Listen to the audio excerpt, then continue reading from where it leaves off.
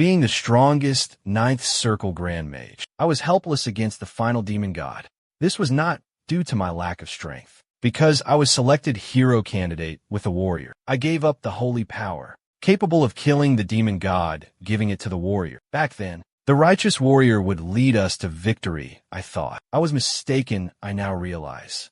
On our journey together, this warrior was crazy, I discovered, acting only on his sense of justice. He's stubbornly doing it his way, facing villains easily defeated in one hit. This guy deliberately let them go. My strategies, he rejected completely. Not wanting schemes to win, he explained. Facing demons in honest battles, he demanded. Because of his decisions, we tragically lost many companions. We even faced the demon god. He got his own petard. Facing demon god and his overwhelming monster army, my friends could only hope in me. One after another they charged, giving their lives to buy me time. After the last friend sacrifices themselves, I finished the ninth circle great magic. My strongest attack could not slay demon god. I had foreseen this outcome. If I were dying like this, how face my friends who are gone? I must use evil power that all mages fear, sacrificing all life to casting that soul-devouring power, capable defying heavens, will truly. It seems I could not complete final step. The demon god's giant hand is crashing down. I regretted not killing that warrior. And when I wake up, I am home 20 years ago. The Marquis my father feared, I'd woken up furious. He threatened breaking my legs if I pursued the Duke's daughter. But the butler said the young master had no intention of that. If he did then, I would tell you. How should I say it? The young master seems mad. I summoned magic circles inside my room. I cast regression magic returning 20 years prior to win the next battle with the demon god. I must prepare right now. Now, I could try what I didn't dare in my prior life. Mages develop a mana core inside their hearts. But what I will do is to create 12 circulation spots throughout my body. I won't need training. Massive mana will circulate in my body. At all times I face what's coming. This is necessary fortunately. I succeeded regardless of the risk. I even advanced to the fourth circle accidentally. Then I cast multiple spells, but managed only 2 at once. That's my current fourth circle limit now. Father suddenly pushed the door open then, saying he knew my embarrassing actions. He would break my legs. I quickly explained it was all part of a plan, held one finger and said truthfully, the Duke's family broke off the engagement. It is quite annoying, Father, seeing I might say something sensical. Father sat down, letting me continue. I gestured, asking, what conditions did we agree to when arranging the marriage with the Lindell Duke's family? Father looked puzzled naturally. They couldn't learn our magic training. After all, to seem proper, no other magic types can mix in. I smirked, replying, that is correct. Producing a successor is super important for families. So the Duke's daughter broke this rule. In my past life, I heard rumors. The Duke's daughter was secretly training in magic and fooling my dad's eyes. An 8th circle grand mage, there is one way. That is an ancient magic thing. I told Dad I would show this. If I said one wrong word, I would give up the bot name and lose being heir. At the Duke's home, the daughter was practicing with her sword. The Duke seemed worried approaching. As Mikhail reacted since that time, Eileen told her dad, that dummy will notice not a thing. The Duke felt a little relieved. Though his family was known for magic, they could not discover ancient magic artifact upon his daughter. Furthermore, they were getting ready for the Parsloff family. Ryan Parsloff would be there. Ryan was Parsloff family's sole heir, a sword prodigy, the next swordmaster. Eileen believed only he was worthy of her. Then a knight reported, Your Grace, an envoy's here. Duke thought Parsloff family's envoy was early, but the knight said it was negative. It was Wall's young master. Duke's heart skipped beats. He had the guard announce, they have prior engagements, so cannot receive visitors. Now the butler worried. Young master, you lost so much face before. Are you seeking more embarrassment? I said I had plans of my own. Then the knight came back with a message. I am very sorry, young master Michael. Please visit another time. Then I turned. Well, if it must be that way. The guard just breathed out a sigh. I sat beneath a big tree nearby. I'm tired after my journey here. I will take a short rest. The knight was thinking. The Parslav family was coming soon. He could not let this young master meet. He reached out to make me go. My face suddenly got dark. Even if you broke our engagement off, I am still your lady's fiancé. I am also heir of the Walpurgis family. Let go of me. He saw my look. The knight pulled his hand back terrified. I patted the arm the knight grabbed and continued. Knight McCowan, let me ask you something. Do you believe you can hit me? The knight quickly knelt down scared. I would never dare, but inside. He was thinking. This man was afraid to breathe near me recently. How did he change so suddenly? Then I spoke strongly. If you need me gone, have Eileen see me now. The knight delivered that message. Eileen casually answered, all right. I'll go see him, sending him off as before. The knight looked like he had more to add, but he stopped talking. I was thinking under the great tree. The two families I seek have gathered together. I anticipate meeting Ryan of Parslow family. He was my acquaintance before rebirth. I must act fast now. The butler suddenly questioned me. Young master, have you secretly practiced other techniques? Without the Marquis knowing. The how you showed briefly is not from a third circle mage. I'm not a mage. Serving the Marquis for years trained my eye. I understood the butler. He thought I used forbidden techniques to level up. So I extended my hand, letting him examine it. He took my hand, carefully sensed, discovered I was a fourth circle mage, and found no forbidden techniques traces. He felt relieved. Eileen walked over just then. Why are you here? Didn't we finish talking last time? I stood up, hands on my hips. You may be done, I'm not. Eileen wanted to send me away fast. They're telling me stop, try and go home. Take it easy, let's talk first. What are you awaiting important visitors? I saw Eileen's shoulder twitching, her face becoming somewhat strange. I showed a cunning grin successfully. Ryan Parslow never cared for his family. Political standing, he only focused on swordplay. He probably knows nothing about family happenings. He had some meetings today, that's certain. He really hates those who break promises.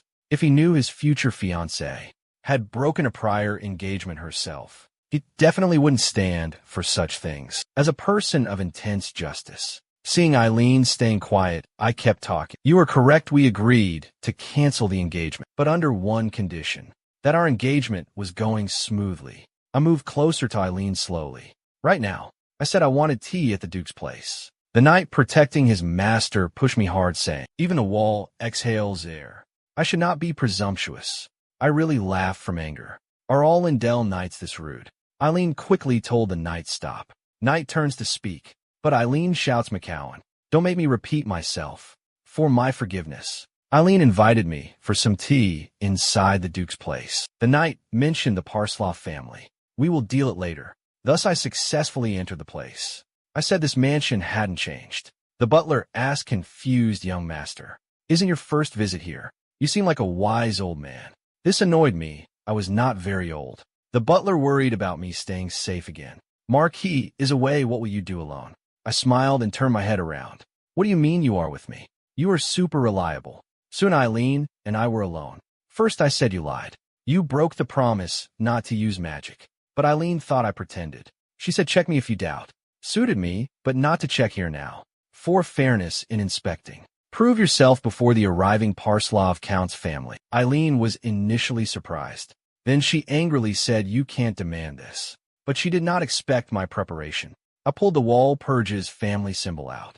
Holding this means that my every word represents the Walpurgis family. Similarly, Eileen's words must answer to her family. Right now, Eileen stuttered, not daring to go on. The Duke had listened at the door. He couldn't sit still, then pushed the door wide open. Eileen, don't speak anymore from now. My first reason coming here was meeting this Duke Lindell. He was the Empire's 5th-ranked knight, also one of 12 sword masters, though he then lost it all to the demon god. He's vital talent for what's to come. Duke asked, confused. Are you Mikhail? I said. The one true one. The Duke thought deeply. It seems your body and attitude are alike. Just the air about you is now different. Could it be Marquis Walpurgis found a dragon star for you? But I answer, I never seen such thing. Father is so stingy, he will not show it. Duke related truly. He always was. Never showing his stuff to anyone who ever thought. Is not even his own kid. He's a Marquis, but still so stingy. The Duke laughed at my comment. I didn't think you'd suit my taste, kid. The atmosphere was warm, so I get to the point. So what do you think about this? This Duke was unexpectedly pretty sly. He states mockingly we broke the engagement. Because your character was bad. He insists Eileen didn't do magic training. She one of top 5 Empire Knights. How could she training in magic? He didn't know possibly. Eileen might have understand magic methods. After figuring this out, the Duke was considering. Between his useless future son-in-law he was considering and his daughter's sword talent, which one was valuable? He'd been showing a heavy aura. Most people cannot think clearly under pressure, but this intimidation tactic won't work on me. Facing this sly old fox, I laid my cards down. When I looked for Eileen not too long ago, she made a small blunder while I pestered her. I saw something briefly on her neck. What she was wearing I saw. Your Grace knows it well, I think. The old fox was surprised to hear this. He still attempted a denial. You might be mistaken. I stood up silently, leaving. Oh, one more thing. Ryan Parsloff is coming here, I hear. I might see him going back. Duke Lindell finally was losing it. He called me to stop. I asked, are you admitting it? Duke Lindell stopped pretending having no choice, but his next words shocked me. Can we just pretend this never occurred? Only then I remembered that. Duke was very famous for thick skin. However, after some negotiation, I got what I wanted and left satisfied. After I left, Eileen clenched a fist nervously, saying she'd figure out how bear every consequence. It's because I was not careful I will take all the blame. But the Duke said it was a family thing, not that she could handle it all alone. Besides, I had to prove your magic training. Nobody could have predicted Eileen would understand magic training so well on her own. Without any guidance, she's like a sword prodigy. I absolutely did not want talent wasted. But then the Duke told Eileen, that boy is way smarter than you think. You better start paying attention to him. Meanwhile, somewhere, I already intercepted Ryan heading to the Duke's mansion. I offered Ryan my hand in companionship, but he'd never met me before. He just knew me as some young master's jilted fool. Also, I had blocked his way for no reason. So instantly, he radiated a scary aura. I secretly admired that. He is the so-called next-generation sword saint. But then I dispelled his aura waving my hand. Ryan couldn't figure what I'd just done. I told him to calm down, let me speak. Ryan, very surprised, heard Walls saying, Perdue's heir's an idiot. But he felt that I was extremely unfathomable. I didn't deny what Ryan doubted. I was like that once I was. And now, the priority was prepping for the demon god's attack. The demon god reminded me of that warrior bastard. Rage unintentionally showed on my face. I'll never forgive that seeing me. Ryan stepped back unconsciously. I quickly adjusted emotions, showing I had something really important to say. Ryan nodded, seriously letting me speak. I sighed. He had not changed. His wild nature made him mercurial seemingly. He was steady, actually quite. Anger is situational. He called it anger management selectively. I first asked you were here to become engaged with Eileen, correct? If things go well. Soon you'll be her fiancé. Ryan believed I was there to cause trouble. Bitter because the broken engagement. I laughed, could not help. How could that be true? Eileen is valueless to me. Then I pointed at Ryan. I'm interested in you hearing this instead. Ryan distanced himself quickly. I like women, he explained hurriedly. I mean, I want you as my companion. Ryan was shocked. Seems you are not a fool, you are a madman. Looking into Ryan's face, I remembered vividly that past life battle. Ryan destroyed the demon god's 3rd Legion mightily, personally slaying the Legion's commander. Mad Hajim, this left Ryan with fatal wounds. He called me over near his final moments. Asked me one thing, Mikhail. Could you not have become the warrior truly? This time around, I wanted Ryan to fight with me again. I figured the present Ryan would not believe this. Is not that holy theocracy, always making trouble with their meaningless prophecies. Warriors and demon gods do not exist. We are living in peaceful times, right? Before the demon god was a threat, there existed a prophecy, Cassandra's prophecy. This prophecy was spread everywhere by some unknown means. Initially, everyone just ignored the prophecy. I figured convincing Ryan was impossible. At first, I mentioned believing is not essential. Becoming companions is all it matters. Ryan dismissed my words as nonsense, preparing to leave. My next statement stopped him. The Moliere Oro training method is the key. As the new sword prodigy, smooth progress isn't always possible. That's right, it's around that time. Ryan's sword training stalled recently. His method of Oro training wasn't inadequate. It's simply not complete. Predictably so. Hearing me, Ryan got impatient, asking my meaning. I calmly stated a condition. Accept my offer. I will reveal the complete Moliere Oro training method. Hearing my words, Ryan remained skeptical. He found Moliere's journal randomly by pure luck. Even that journal was an incomplete record. I said the rest of the Moliere Oro training method was with me. To get it, you must become my companion. Ryan had to stay, but he was wondering about something. You're saying you don't mind marriage with Lindell, but your family might mind. I laughed. You underestimate Walpurgis' family. Hearing my cocky words, Ryan somehow liked this guy. My first impression was awful. Now you're pretty good. Though he says that, he must check the Moliere's authenticity. Oro training method. I led Ryan to train. I asked, demonstrating the Moliere Oro method truly. The book mentions Moliere's special marks. Oro training method appeared on Ryan's skin, but unclear marks, converting 50% aura power roughly. The real Moliere method could increase this to 70%. I grabbed a sword, then I took a small breath. Next, Moliere's marks started showing on my body skin. Ryan saw this. He collapsed onto the floor. A swordsman exclusive skill was used by a mage. Sadly, this method I maintained only for 30 seconds. But Ryan questioned things. He inquired if I was a mage. I said it doesn't really matter. Now believe that I know that whole method. But Ryan was too stunned to see all. Ryan was losing it, shouting, "Can you tell me everything?" Before my answer, he's thinking dejectedly. Such precious methods I would not share easily. I replied, "I don't care. If you want to know, sure. I'll tell it's not a good place here. Come see me later." Well, this method belonged to Ryan before. Knowing death, he gave this method to me. Now it is returned to its owner. But I'd already walked far away. Ryan remained stunned there. I was exiting the Duke's place. The Duke had been waiting a while. He was such an old fox. Must have seen that whole thing. The Duke then bowed, apologizing, saying that his family messed up. He would grant any compensation. I also apologized for visiting today. Wished Eileen and Ryan success. Leaving speechless the Duke, he said sarcastically, "This marriage now is hopeless." I smiled, saying I gave another choice to Ryan. Ryan was indeed cautious. He believed Eileen ended the engagement thinking I was unworthy. But now he saw my strength firsthand.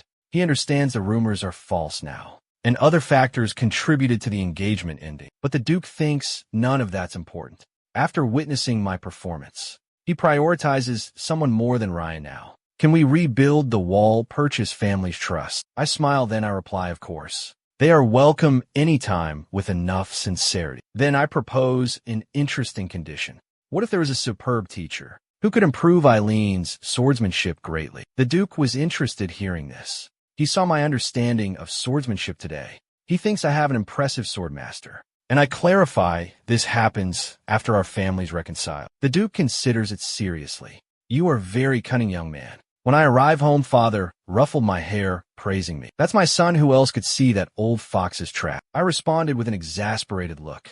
That's different from before I left. Father quickly changed to business matters. Before you got back, the Lindell Duke's family messaged us. They'll visit and personally apologize. They want to settle this. They don't want publicity. Their family follows the chivalry spirit. This would really hurt them. Father smirked. We can benefit from this. He has always disliked the Lindell family arrogance. Father asked what the Duke and I talked about. I said it's nothing. They wanted the Walpurgis family's trust back. I agreed if they're sincere enough. Father approved of my handling. Good, whatever you really feel. Not showing it was smart. I took this chance to ask Father, let me be responsible for all of this. Father was hesitant, but agreed to me, because I earned merits in this. Without me, the family would still be clueless. Finally, I was turning to leave. Father suddenly called out, stopping me. Mikhail, you performed well today. Father seemed very pleased. That kid who never understood anything seemed to have now grown up. Father stood by the window, proud again. How do I show I outsmarted that old cunning fox? Meanwhile, I considered more important things. In my past life, though, Purgis was the Empire's most powerful mage family, a reputation instantly ruined overnight. Such a strong, powerful family fell.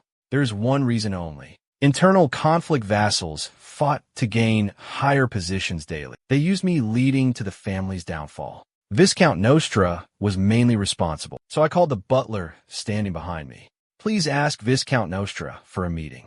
He's likely expecting my request. Previously, this man instigated family conflict. Also, he taught unusual training for the third circle. My talent hit an unexpected bottleneck. Having no choice, I abandoned my powers, retrained all magic completely. He was Father's comrade. Father couldn't deal with him fully. This led our family to serve the demon god. That won't ever happen again now. But I showed nothing of this. I said calmly, before you become my instructor, let's duel fairly. A proposal. Learning from you is fine. Are you qualified to instruct me? Nostra asked, very puzzled. I help you create your third mana core, right?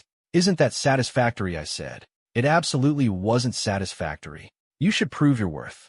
Then I declared in Wall's name. If he won, I would be his disciple. Or you become mine, my disciple. Without thinking, Nostra immediately agreed. He without hesitating rejoiced inside. Fighting equally might seem like a disadvantage. The gap between circles 7 and 4 was huge. After I had left, he showed ambition. Becoming family head, he knew was impossible, but a position he wanted the head could not touch. He never expected opportunity would come so easily. Just as he got carried away, little did Nostra know, he'd stepped in my trap, carefully laid. Soon the butler came running to my room. He learned about my planned duel with Viscount Nostra. Who spread the news is obvious. He spread it fast, seeming afraid I might back out. I calmly told my butler to calm down, but the butler remained agitated. I heard if you lose, you become his disciple. That would just increase his power greatly. I didn't deny it, but why are you certain I lose? I remember how Nostra submitted to a demon. God's followers in my former life are important, and I must do it to lure him in now. Then I seriously asked my butler a question. Do you know why Nostra stays despite arrogance? The butler considered. Because he and Marquis have been friends since they were kids. Father values those relationships deeply and truly, so he will not move against Viscount Nostra. So I am the villain using this wager to keep him here. Wagers among mages carry immense power. Thus they are bound by magic completely. So if someone wins this bet, the winner gains total authority. Hearing these words, though, the butler quietly took out his resignation. More listening would give me an angry stomachache. I am planning to quit. I waved to burn the resignation letter, telling the butler to believe me. His seventh circle came from shady methods, making his power really unstable. He can fake a seventh circle mage, but not beat a true mage of same level. Suddenly, after hearing that, the butler searched in his pockets once more, saying he could write 100 resignation. I would never let him resign. Then I searched for Father, hoping Father would witness this duel. Predictably, Father raged, threatening to injure my legs. I told Father I did not plan to lose. Isn't betting for winning always? I want to win and make Nostra my disciple. I hoped these words would move Father. Unexpectedly, Father pulled a stick out, determined to break his rebellious son's legs now. I had to keep trying to convince Father. Viscount Nostra is our family's vassal. As the family heir right, is disciplining a vassal wrong? The stick in Father's hand made sounds. Have you considered losing, or what will I do? I had to promise Father for the family's peace. If I lose, I give a leg up. I arrived early at magic practice and tested out some magic first. As I gently extended my hand forward, a magic missile shot out then. The magic missile followed my hand closely, changing directions at my will. This was just a first circle spell. Its weakness was a lack of precision. For someone like me, I could freely change direction. Power could rival a fifth circle spell. Then I softly spoke explode now. The magic missile exploded above my head next. But it was a test. I needed to do more. Viscount Nostra arrived soon. The Marquis had also arrived now. The Marquis took the main seat. The wager officially took effect then. The Marquis raised his hand up. Magical chains wrapped all around, sealing Nostra's power at Circle 4. Nostra slowly raised his hand, first using a slow spell. He's trying to slow me gain the initiative. I casually cast a confusion spell, interrupting Nostra's spell, making him back up. Nostra demanded I know how I did this. His confusion magic was among the hardest fourth circle spells. I said he didn't need to know. Nostra quickly attacked again, multicasting Fireball and also Wind Cutter. Then simultaneously, he's using Earthbreak, making the ground crumble beneath me, unbalancing my stance, but I cast a mana barrier easily, normally blocking all spells. Nostra would be around fourth circle. I should not block easily these attacks. But magic was an unfair thing, unlike swordsmanship, no matter one's effort. The swordsmanship gap relied on physical power, also spiritual strength. But magic required a mind for calculations. Doing this, I cast magic missile tested before, but this was multiple launches unlike that test. Countless magic missiles rushed at Nostra now. Nostra, a seven-circle mage, immediately saw many mixed techniques. Free control, also multicasting. Many explosions plus dozens other techniques combined. Could a fourth circle mage do this? Nostra desperately cast shield. Under my second explosion, his shield shattered instantly. The enraged Viscount demanded I reveal my methods. These techniques someone my level couldn't use, he said. I must have used forbidden dark arts. My fist struck the pillar behind. If you count, mind your words. I wagered the Walpurgis family's honor in this duel. Seeing this, Nostra trembled to his knees. Spoke out of turn, so I used the technique again. Several missiles hit their mark now. Billowing smoke rose. Nostra lay pathetically within. But Nostra stood up confidently fast. Very good indeed. Your performance exceeded expectations. And now, you understand what a seventh circle mage truly is. Nostra immediately used 2 shield layers to deflect the missiles, this time blocking that attack. Then Nostra used multicasting again. It was different. He cast 3 fourth circle spells. Even a Marquis seemed surprised, wondering how much Nostra concealed, and he saw the outcome of the match. I couldn't block Nostra's attack. However, when that spell flew close, I casually caught the fireball. My fist clenched, dispelling the magic. Admit this gap. Talent among mages in next moment. Hundreds of magic missiles appeared around me, instantly shooting towards the Viscount they went. I recall someone saying, art is explosion. Seeing Viscount Nostra nearly surrendering, my fist shot out like a sledgehammer blow, silencing his mouth forever in previous life. I made bucket list things I wanted before death. One wish was executing this traitor myself, seeing that if continued Nostra might really die from that. The frightened Marquis hurriedly descended his seat, stopping my finishing blow now. I could no longer control emotions. I was shouting, how can I stop? He hasn't surrendered. But Nostra was already beaten badly. Speechless, I begged Father, let one more punch go. But Father said, if hit again, he might have to hit me back. The Marquis had to cast teleport on Nostra, teleporting Nostra safely away. Seeing I was calm, Father called me. Your strength grew so much, I'm impressed. Without me knowing that short technique you just used. It came from the Twilight Mage. A long time ago, right? I said it was coincidence. Father clearly didn't believe me. I knew what Father was thinking. There was an apostle mage, a tragic guy ostracized by all mages, disappeared silently from this big world. I had to tell him frankly, you underestimated me badly before. Father thought a bit, then said, even an apostle needs to be perfect. The magic user would need great talent. Father looked at me closely. What did you want from this duel? I knew Father saw my point. If you wanted a teacher, there was no need for this. I confessed that I was not impulsive. Father, you never considered abandoning Viscount Nostra. Because of friendship, his growing ambition must be controlled. So I will now control everything the Viscount does. Nostra sat going crazy in his room. He'd been defeated by some fourth circle kid. Marquis Walpurgis witnessed the whole duel. He could not overturn the result. Nostra was at his wit's end. I appeared before him. What is there to worry about? If your skills are lacking, you face the consequences. Nostra still maintained a little hope. He thought maybe this once useless young master had bet with him because he valued Nostra and wanted assistance. He was using this to prove himself. Thinking this, Nostra sat up straight. I know what you want. You have waited for years, hoping to one day show your real power. I will help you. I gave a mocking smile. I just wanted to beat you up now, my disciple. You talk so much. I led Nostra to empty space. Nostra could only reluctantly call out master because agreements between mages were binding and reinforced by powerful circles. If the agreement got violated, the magic circle would just shatter. He could only endure. I thought that was too light. Remembering his betrayals, my previous life, even ruining his future wouldn't satisfy me. But frustratingly, he was still kind of useful to me. Then I spoke. Now I'm your teacher. I should teach you something new. But Nostra didn't think I could teach, since my power was much lower than his. I lightly poked his heart with my finger.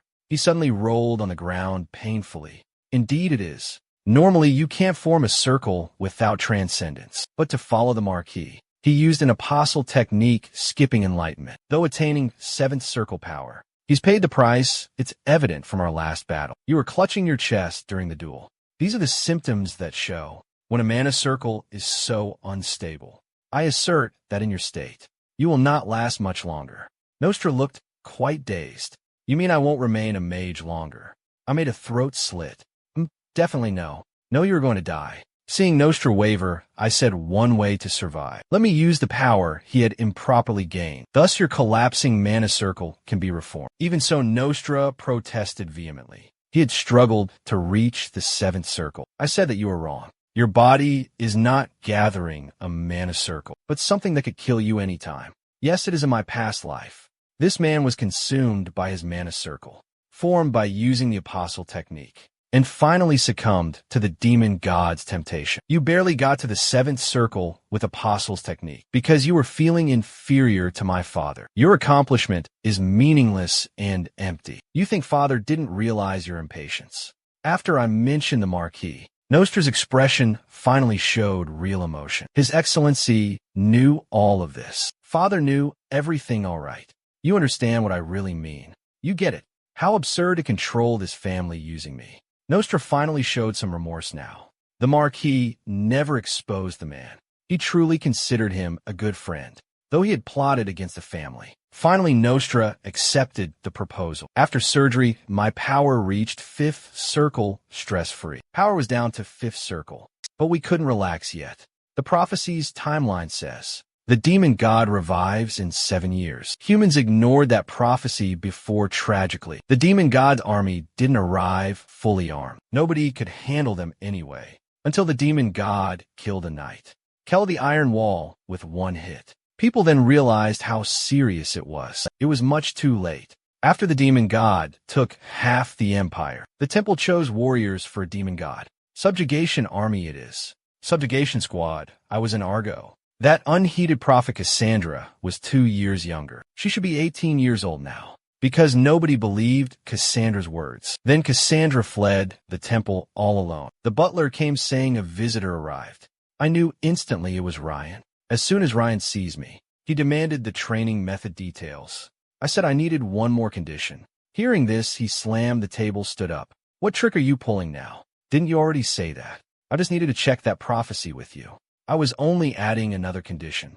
It wouldn't put him at any disadvantage. That is, has your territory found a dungeon? I'm extremely interested in exploring that dungeon. Yes, it is in my last life. The Parslav family sent 5 investigation teams there, but hardly anyone survived. The Parslavs insisted upon marriage, an alliance with a rising Lindell family. Multiple investigation teams have been causing financial difficulties, seeing as I spoke with reason and proof. Ryan knew he could hide it no longer, but he had doubts. This was a family secret and well hidden for years. Could a family spy exist? Not really. I just deduced it from mercenary world rumors. Ryan admitted that he could not decide. This would need his father's decision ultimately. I quickly prepared to leave for Parslav lands. Before that, however, I needed to tell the Marquis about going to Parslav lands. The Marquis, hearing this, he strongly protested at suspecting. I was resentful over the Lindells ending the engagement, and I wanted to make trouble in Parslav territory. He even brought his magic items used as a battle mage. I explained to Father that it wasn't so.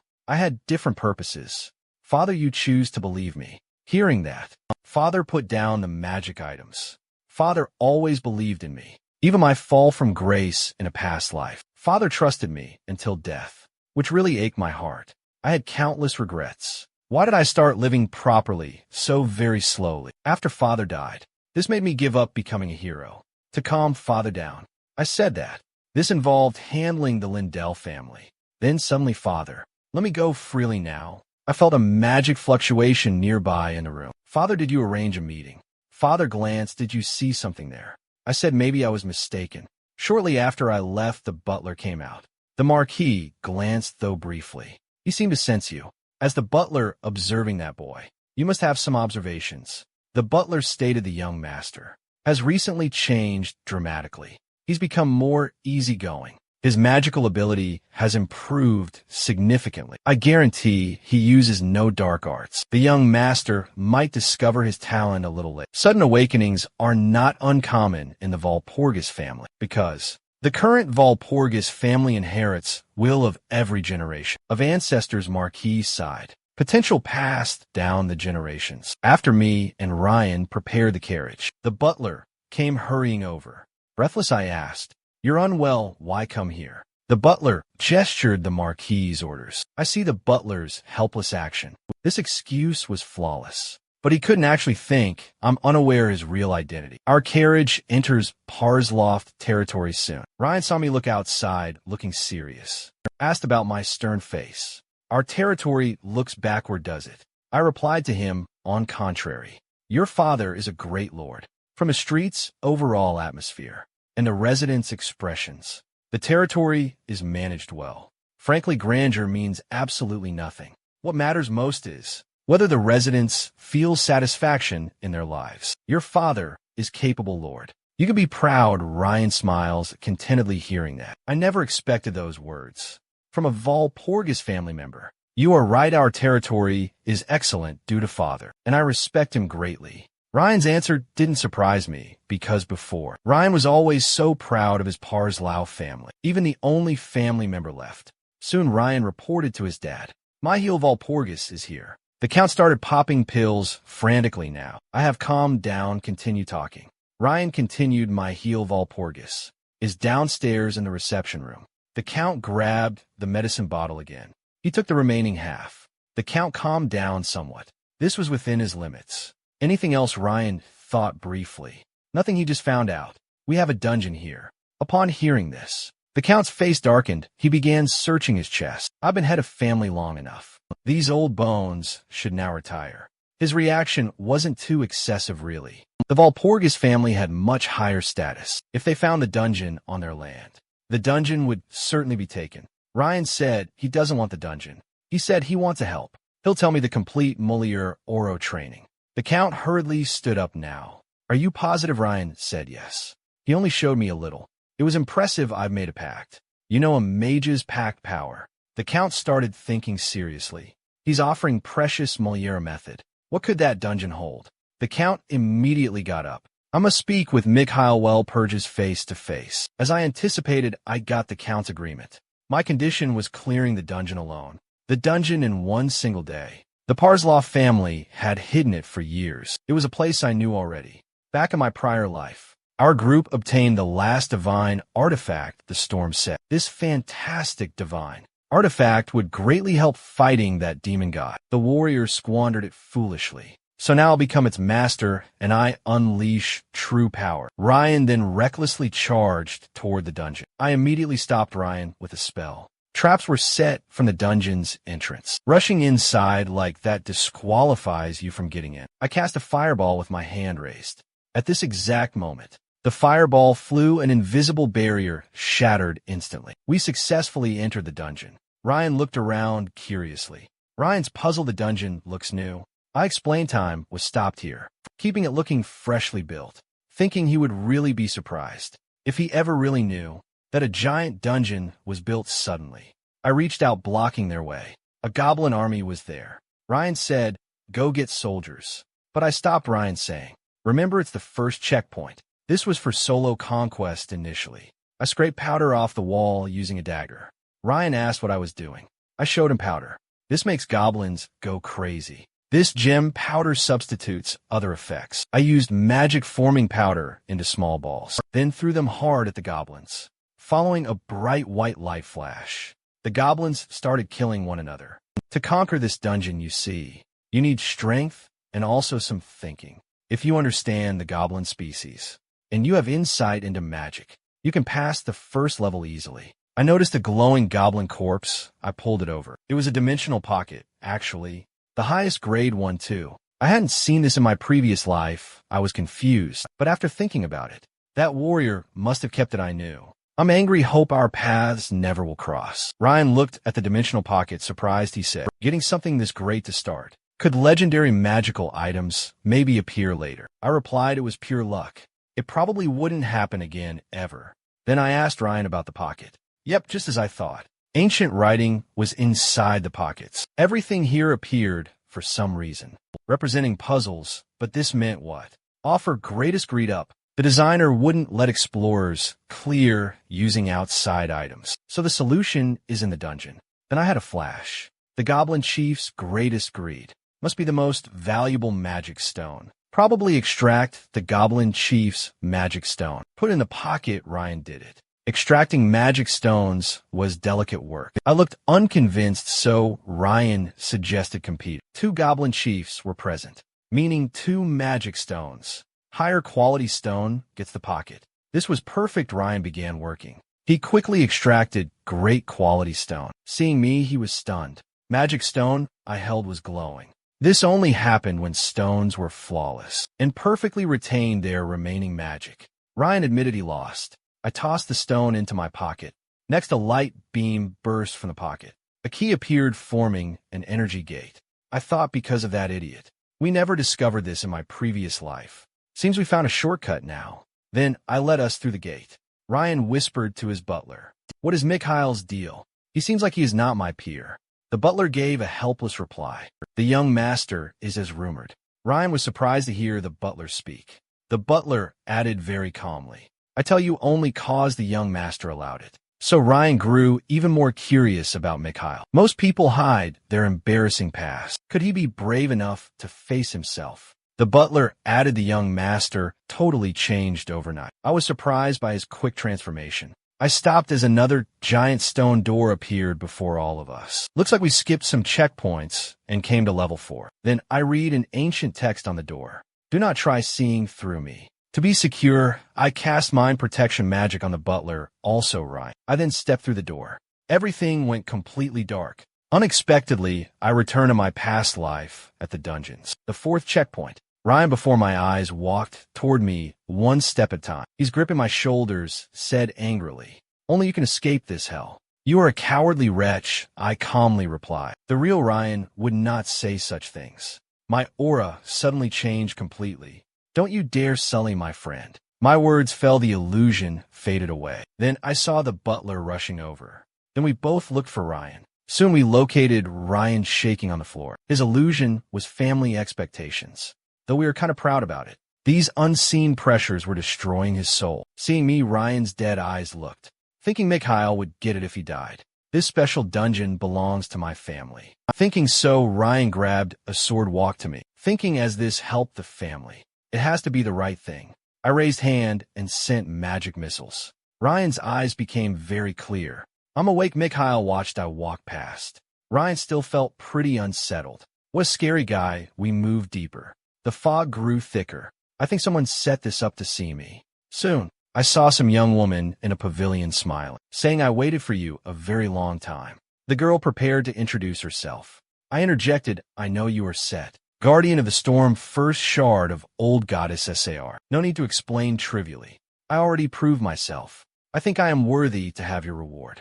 Before Set spoke more, I kept saying, "Don't worry. I am fulfilling your wishes.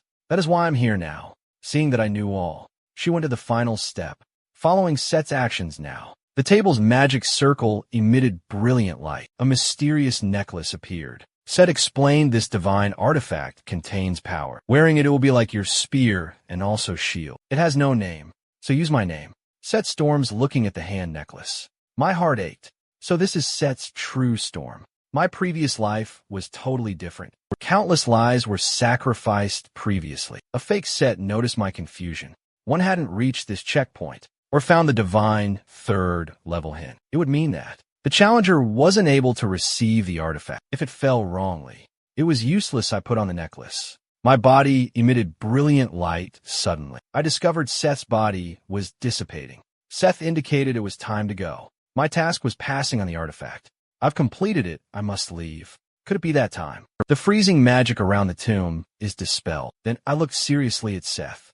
If he could choose to stay, would you? Seth said dejectedly. Forget that thought. Fixing the old magic barrier needs 9th circle magic. You can't do it, but if possible, I would still want to see the world changing. I calmly walked behind Seth, understanding your thoughts. Then I walked to the magic barrier's control panel. I placed my hand on it. You want to see? Then I will show you. I change everything. My hand left, and Seth's body burst with light. Looking at the barrier I already fixed, I sighed, perfect him.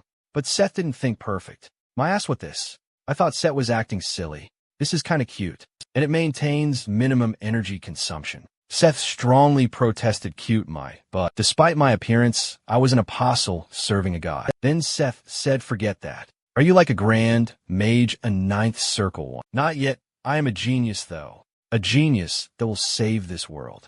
After coming back from the dungeon, I started teaching Ryan swordsmanship myself, but I pretty much tormented Ryan. My teaching method was kind of special, making Ryan sense magic flow while getting beat. Soon Ryan got hit by magic again. Ryan cried, "What kind of lunatic created this?" That statement really exploded my anger. "You fool, isn't this what your future created?" I had Ryan circulate the magic inside. Ryan tried and found his body less sluggish. Yes, circulating magic to counter mine was the training method itself. If you just remember this magic circulation feeling, you can master the training method during practice. Under my guidance, Ryan learned the training much earlier than before. I anticipated seeing the ultimate level, or training method after training. I used the divine artifact from the dungeon. Set said, "If you want to know." I guarded it, I can tell you. I know it, but I said, "What you know I already know, and what you don't I also know." Divine artifact level things weren't that simple. Soon under my expert guidance, a magical power storm swirled around the artifact. The storm wasn't mine before my rebirth, but I was very curious. I studied it, I hypothesized. Could I use this for circulation? Free circulation was my training method. It could circulate magic power throughout the body. What happens if I use storm in my circulation? CET was very shocked. Are you insane? Using storm in mana circulation means your body will be totally destroyed. But the next moment arrives. The surging magical power inside me calms down actually. My past life research was correct indeed. Soon I make a mana circle using storm's magical power. I extended a hand, writing a 6th circle mage's spell. Next moment, I cast 6 circle magic. Firefield set was so amazed. 6 circle. How'd you achieve 6 circle at your age now? She couldn't imagine. I now wrote a 7th circle spell. The 7th circle magic gravity activated with a loud boom. Meanwhile, without even realizing, Ryan had learned the Mulier Aurora training a week and completely mastered the training method well. Seeing Ryan's present level, I think he could reach master level. In coming years, Ryan asks, what should he do next? Should we visit the temple? Your condition for the training method was for me join the temple recruitment. This instantly reminded me. I was focused on getting the artifact. I forgot about that. Before the temple, I need confirm Cassandra's whereabouts. But how to find her? I was wondering. A guard reported a visitor. The guard seemed hesitant. I guessed the visitor was Eileen. This got my attention. Meanwhile, in the room, Eileen looked resentful. She alone felt shame. Brought humiliation to Lindell family. She needed proving herself to father. If she could beat Ryan, she bore the new generation sword saint name. She could prove her knightly worth. But unexpectedly, the following moment, I appeared seeing Eileen's surprised expression. I explained I was not troubling her. I now have no negative feelings, because I went to the Duke's place. The Duke publicly announced new facts. After negotiation between the two families, the engagement dissolved perfectly, and not because Mikhail Walper was unqualified. I am very satisfied now, though Eileen feels differently, I think. I then asked Eileen her purpose. Eileen awkwardly said a sword arts family member. Just wanted to see other family swordsmanship. This gave me idea Eileen had swordsmanship talent. Thinking about what would happen later. More allies are better. So I immediately gave a little sinister smile. Eileen got creeped out looking at me. I slammed the table hard, stood up. You came here to see great swordsmanship, which means that you want to be stronger. Fine, I will give you a chance. Then I took Eileen out to the training. Ryan backed away in some panic. My intuition tells me that expression. Nothing good can come now. It was just as Ryan expected. Eileen also joined the devil training. Eileen wanted some arguing. This training had nothing to do with swordsmanship. However, she saw Ryan doing same training. He was handling these attacks easily. Both sides received similar attacks. I then asked Eileen seen enough. Eileen fell to ground, reluctantly admitting. I was also enlightened, I saw. Compared with her, Ryan is fine seeing Eileen. Psychological defenses are breached. My plan was then half complete. I extended my hand to Eileen. Want me to introduce you a good teacher? Proud Eileen rejected immediately my suggestion. She didn't need a teacher here. Besides, how could I ever? A mage judge a swordsman's method. Ryan, standing nearby there, chimed in saying, Lady Eileen, you really can trust him. He initially taught me the method. Eileen's eyes widened greatly. Even Ryan says, so could this mage teach Mulier Aura? To dispel doubts, I started explaining that. I cannot use it like you. I understand the principles well. So, teaching it is easy. Eileen looked at Ryan's innocent, determined expression. She's worried she might become like him. Ryan was their generation's most accomplished swordsman, also a training method master. If even he acknowledges this, then I have real ability. She apologized for being hasty, concluding bowing deeply toward me. This was surprising. I never expected a proud young lady would apologize. I extended my right hand to Eileen, saying, "Let's forget apologizing and discuss the teacher. You need to pay some tuition first, though." Eileen began contemplating. Could we postpone tuition? I want to meet the teacher. I immediately refused because who knows? If you inherited your dad's debt defaulting habit. Payment comes first. Eileen patted her clothes, producing a purple light-emitting gem. It was a flawless mana stone, surprisingly. I never expected she had such treasure. This mana stone was for Eileen's talks with Count Parslov. It greatly reduces dungeon exploration difficulty, a super rare ability. Everything is so clear now. The marriage between families wasn't just powerful houses uniting. Lindell family wanted dungeon profits. I admitted the Duke was cunning. I took the mana stone from Eileen. The teacher for Eileen was my old friend. That person was Milia Margarine, the lawlessness arbiter. She defeated the 7th Legion in my past life. Demon God's army commander. Ryan heard that name. His face showed pure shock. That's the Western Sword Overlord, one of the top 3 swordsmen on the continent. Eileen thought I was just bragging, being a Walpurgis family member. You could not invite such a person. I smiled, waving my hand dismissively, giving no further explanation at all. You will see when it is time. I told Ryan to prepare, going to the temple tomorrow. 3 very important people would be there. The Pope was choosing a champion. The Arbiter of Lawlessness was also present. A woman guarding the west border had now arrived in the capital city. Time to meet them, I told Eileen. You get ready too now. Tomorrow you come to the temple. This surprised Eileen, stunning her briefly. She regained her composure then. She wanted a good explanation now. I smiled a bit after that. I started this game. Night came fast. I stared blankly out the window. Set, standing close, could not help question. Why do you act so strangely for your age? You are obviously a minor kid. I smiled back. I'm simply more mature than my peers. That made me awesome. After that, I focused on the mana stone on Set's table. Set asked about my plan for this thing. It was a basic part for many divine things. I smiled. I am a mage. Of course, I use it to make magic items. I can't really switch jobs becoming a swordsman. The biggest current challenge was to find a suitable medium channeling this mana stone energy, because only wood that grew for over a century old could handle a mana stone's energy output. I told her don't worry, because I had already chosen which sacred wood using. This sacred wood was related to her. Set was shocked, not understanding any sacred wood's connection with herself. I didn't make her wait. The sacred wood I chose, it was a world tree branch. Set hadn't expected me knowing so many secrets. She protested really strongly now. Yesterday, you took Set Storm, and today you want a world tree branch. I'm not your bank now. Honestly, Set was not unwilling giving it. She just couldn't give any. I understood this well now. I told her there wasn't a need to create the magical item now. We were still preparing things. Then I decided to start refining a mana stone. The orb was a core of any magical item. I infused it with magical power. Hundreds of magical circuits appeared, materialized on the mana stone's surface instantly. A divine messenger now. Set saw through the refinement technique instantly. Book engraving imprinting happened. Manner control and spell attachment ensued. Such mastery over complex skills. Could a kid really be this good? Faced with Set's doubt now, I casually brushed it off, saying I was a genius. I couldn't tell her I was reborn. Soon I got to the final step, refining. I just needed to drop blood onto the mana stone. It would transform into an orb, influenced by my magical powers. But looking at the black orb, Set couldn't help asking, why is it usually colorless? It should show some color, indicating the holder's magical attribute. Gently wiping blood from my fingertip, I explained I am a mage without attribute, adapting perfectly to every magic type. That is how your happiness is ensured.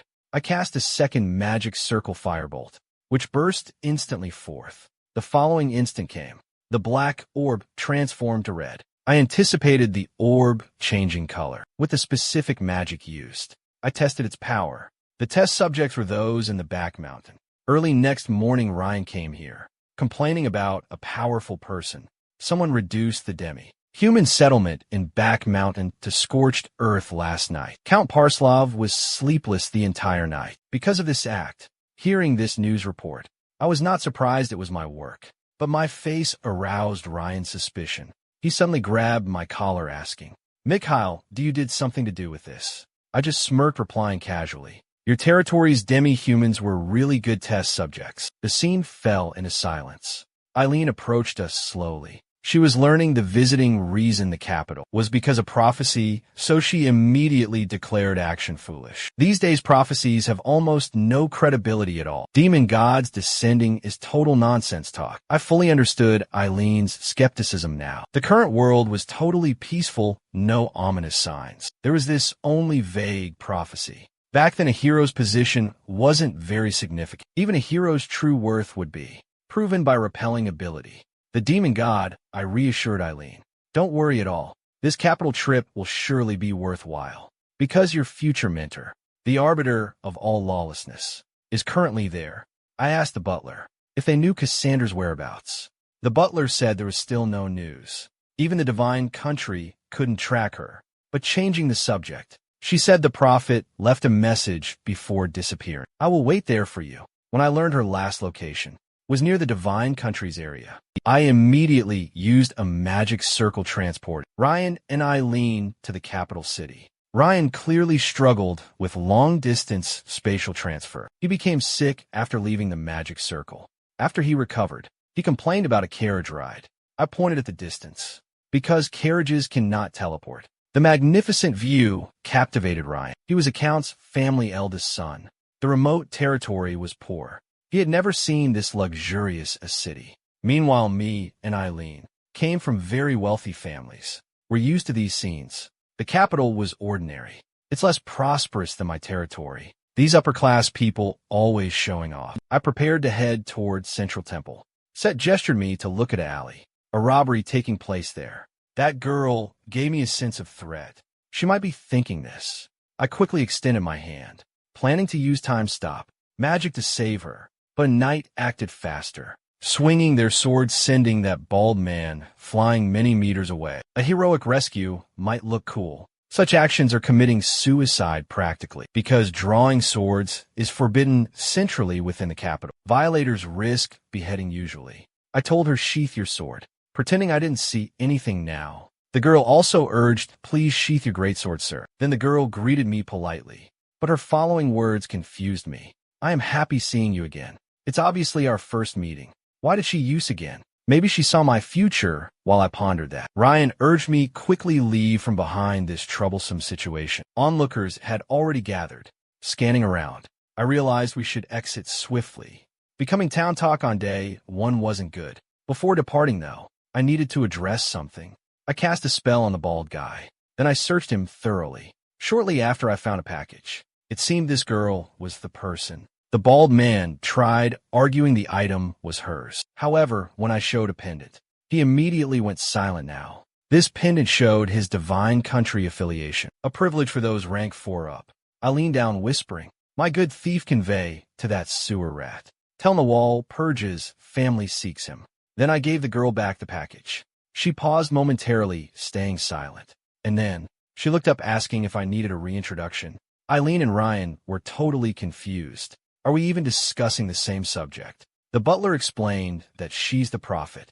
We have been searching for dear Cassandra. Meanwhile, somewhere else in the sewers, the bald guy relayed the message to the sewer rat. The Walpurgis family is now looking for you. And it's that good for nothing, young master, too. This is, however, getting pretty interesting. You fail me, so how should we settle up? You should know how very important that package was. The bald man tried explaining, but the sewer rat gave him no chance. Activating immediately useless trash isn't worth existing. Might as well just feed you to a pet. The very next instant, countless tentacles erupted beneath the bald man's feet, followed by some bone-chilling chewing sound. Just one skull cap remained there. The Walpurgis buyers intervened just now, making everything more complicated now. What should I do in this situation? Footsteps echoed nearby in the shadows. The sewer rat looked and suddenly realized his mistake. I forgot you great swordmaster were stationed around here. The lawless arbiter demanded to know the situation. She wanted the intelligence and hadn't been delivered yet. She put her sword at his throat. Coldly say, do not try any tricks. Explain now, before my patience runs completely out. Sewer rat smirked a sinister smirk. He addressed your honor calmly. The arbiter, just calm down, please. It's not I don't want to provide the information. It's the Walpurgis family causing this trouble. You can help me solve this issue. Then I will bring what you desire tomorrow. But I was unaware of any danger. My eyes were only on Cassandra. The great prophetess I searched for 2 lifetimes. Cassandra asked to talk privately. What she had to say was important, and she could tell me alone. Hearing this, Ryan would go register at the temple. Told me to follow after I finish. Eileen, however, gave me a look and mocked. I will go to the temple. Be mindful of her age. Don't regret for all eternity. I sighed, is that bad, my image? I patted her shoulder, reminding her carefully. If you're near the temple in danger, be sure to shout Korea man word. The 3 of them left. I turned to Cassandra and asked, what you want to tell me? She balled up her fists like making a big decision. Then she yelled, Mikhail, did you also receive a blessing prophecy? It seemed Cassandra could see future fragments. Since she was a young child, it was her innate ability. Sometimes she would see a friend's death. Other times, she saw carriages flipping over. She tried to prevent these tragedies. The outcome was always tragic. Always, in this time, she'd even seen the demon god's arrival, the world's destruction, to prevent such widespread suffering. She immediately told this to the Pope. But the Pope did not take her prophecy very seriously. He directly expelled her from his temple. So she suffered 5 tormenting years, bearing an indescribable hell alone. This agony constantly tormented her soul. Finally, she was near a breakdown. A hazy prophecy surfaced to mind. A guy standing amid the flames. Unquestioning, he believes her every prophecy word. That guy was you, Mikhail Walpurgis. After hearing that, I said with great regret, I am no prophet, I lack your abilities. Cassandra sadly lowered her head, whispering, I understand, I apologize bothering you. Seeing a mood increasingly become lower, I gently stroked her black hair and I comforted her. Though I cannot foresee the future as you do, I completely believe in your words. Whether it is the demon god's arrival or our world's destruction complete, I fully believe it now. Grievances accumulated by Cassandra now finally became real tears. She choked up, asking why you believe me. Everyone calls me a liar. She never asked anyone for much. She only longed for someone believing her prophecy. But I could not tell her the truth. I could not say I was reborn after the demon god killed me. So could I only vaguely say, I am just a mage interested in mysterious things, especially about fate, also prophecy. I want to know whether they can be changed. Hearing that, she happily wiped tears from her eyes, saying, you are such a strange guy, but I feel your sincerity. After she said that, she grasped my hand, expressing she wanted to become my eternal friend. And so I won great prophetess Cassandra's trust. Meanwhile, Ryan was in the temple square. His face was very red, pleading staff to help him register as a hero. The staff member looked at him like a fool. During peacetime, heroes were not needed. He considered Ryan crazy or an idiot. Ryan's face was now red like a monkey's, but he angrily yelled, you bastard. You tricked me into becoming a hero, but you didn't show up here, making me lose prestige for the Parslov family. Eileen and the butler nearby watched the commotion. They did not mind fanning the flames. They cheered Ryan on from afar. Then hurried footsteps came from behind. Ryan thought I was there, turning around joyfully. He was greeted by a woman in iron armor, the sword master, the lawless arbiter. She drew her sword, declaring immediately, where's that kid now? Under the arbiter's overwhelming pressure, Ryan and Eileen could not move. They adjusted, quickly drawing their swords for fighting. They did not know her. They knew she was a master swordsman. The arbiter questioned the group again. Where's that Forsyte child? Ryan then realized she saw Cassandra. He coolly replied, I have no obligation to say. Before his words finished, the arbiter teleported and grabbed his head. You think no obligation? I will give you an obligation now. A loud bang, and the ground shattered instantly. This frightening power disheartened Eileen momentarily. For Ryan, she gathered courage. Warren, we're inside the imperial capital's central temple. You dare to attack here, the Pope will hunt you indefinitely. The arbiter remained unmoved, then sneered. Girl, have you forgotten I am masked? My identity remains uncoverable. She brazenly added more. A family like the Parslavs wouldn't move against me. If a young master died, they raise another. Eileen hadn't thought she was so arrogant, completely not yielding to soft or hard tactics. She felt at a loss. The prior scene flashed in her mind. She just met Cassandra the prophetess arriving in the capital. Mikhail also said that her teacher was here. This mysterious sword master before her could be the teacher she was looking to find. Thinking this, she yelled, Korea man. I told her when in danger do so. Sure enough that. The lawlessness arbiter abandoned her intention to kill. Ryan was, however. She sent her killing intent at Eileen. You bastard Makila, I curse you to choke. These words were spoken soon. I finally returned, saving Eileen. I activated circle expansion at once. It's a spell that increases circles instantly. I had become a 7th circle mage. I couldn't withstand the attack. One slash sent me flying away. Did you want to speak properly? Then prove you have qualifications. She just finished speaking. She condensed spirit energy, her holy sword. Nearby, Ryan told to run urgently. As a swordsman, Ryan knew. That strike's power I couldn't withstand. But I don't retreat. I faced that sword's energy. All of this was expected. Now set unleash divine artifacts power. A fierce storm erupted around. I blocked the terrifying sword energy. I still suffered injuries. With my present strength, I couldn't handle the magical load. The arbiter of lawlessness looked puzzled, asking, what magic did you use counter my move? I used half my strength, you know. I wouldn't tell her I used a divine artifact. A set storm could be used once daily. So instead, I asked had I earned talking to her properly. The lawlessness arbiter was silent briefly, then sheathed her great holy sword.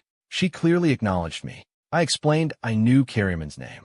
Around 2 years ago, I met an injured boy near death.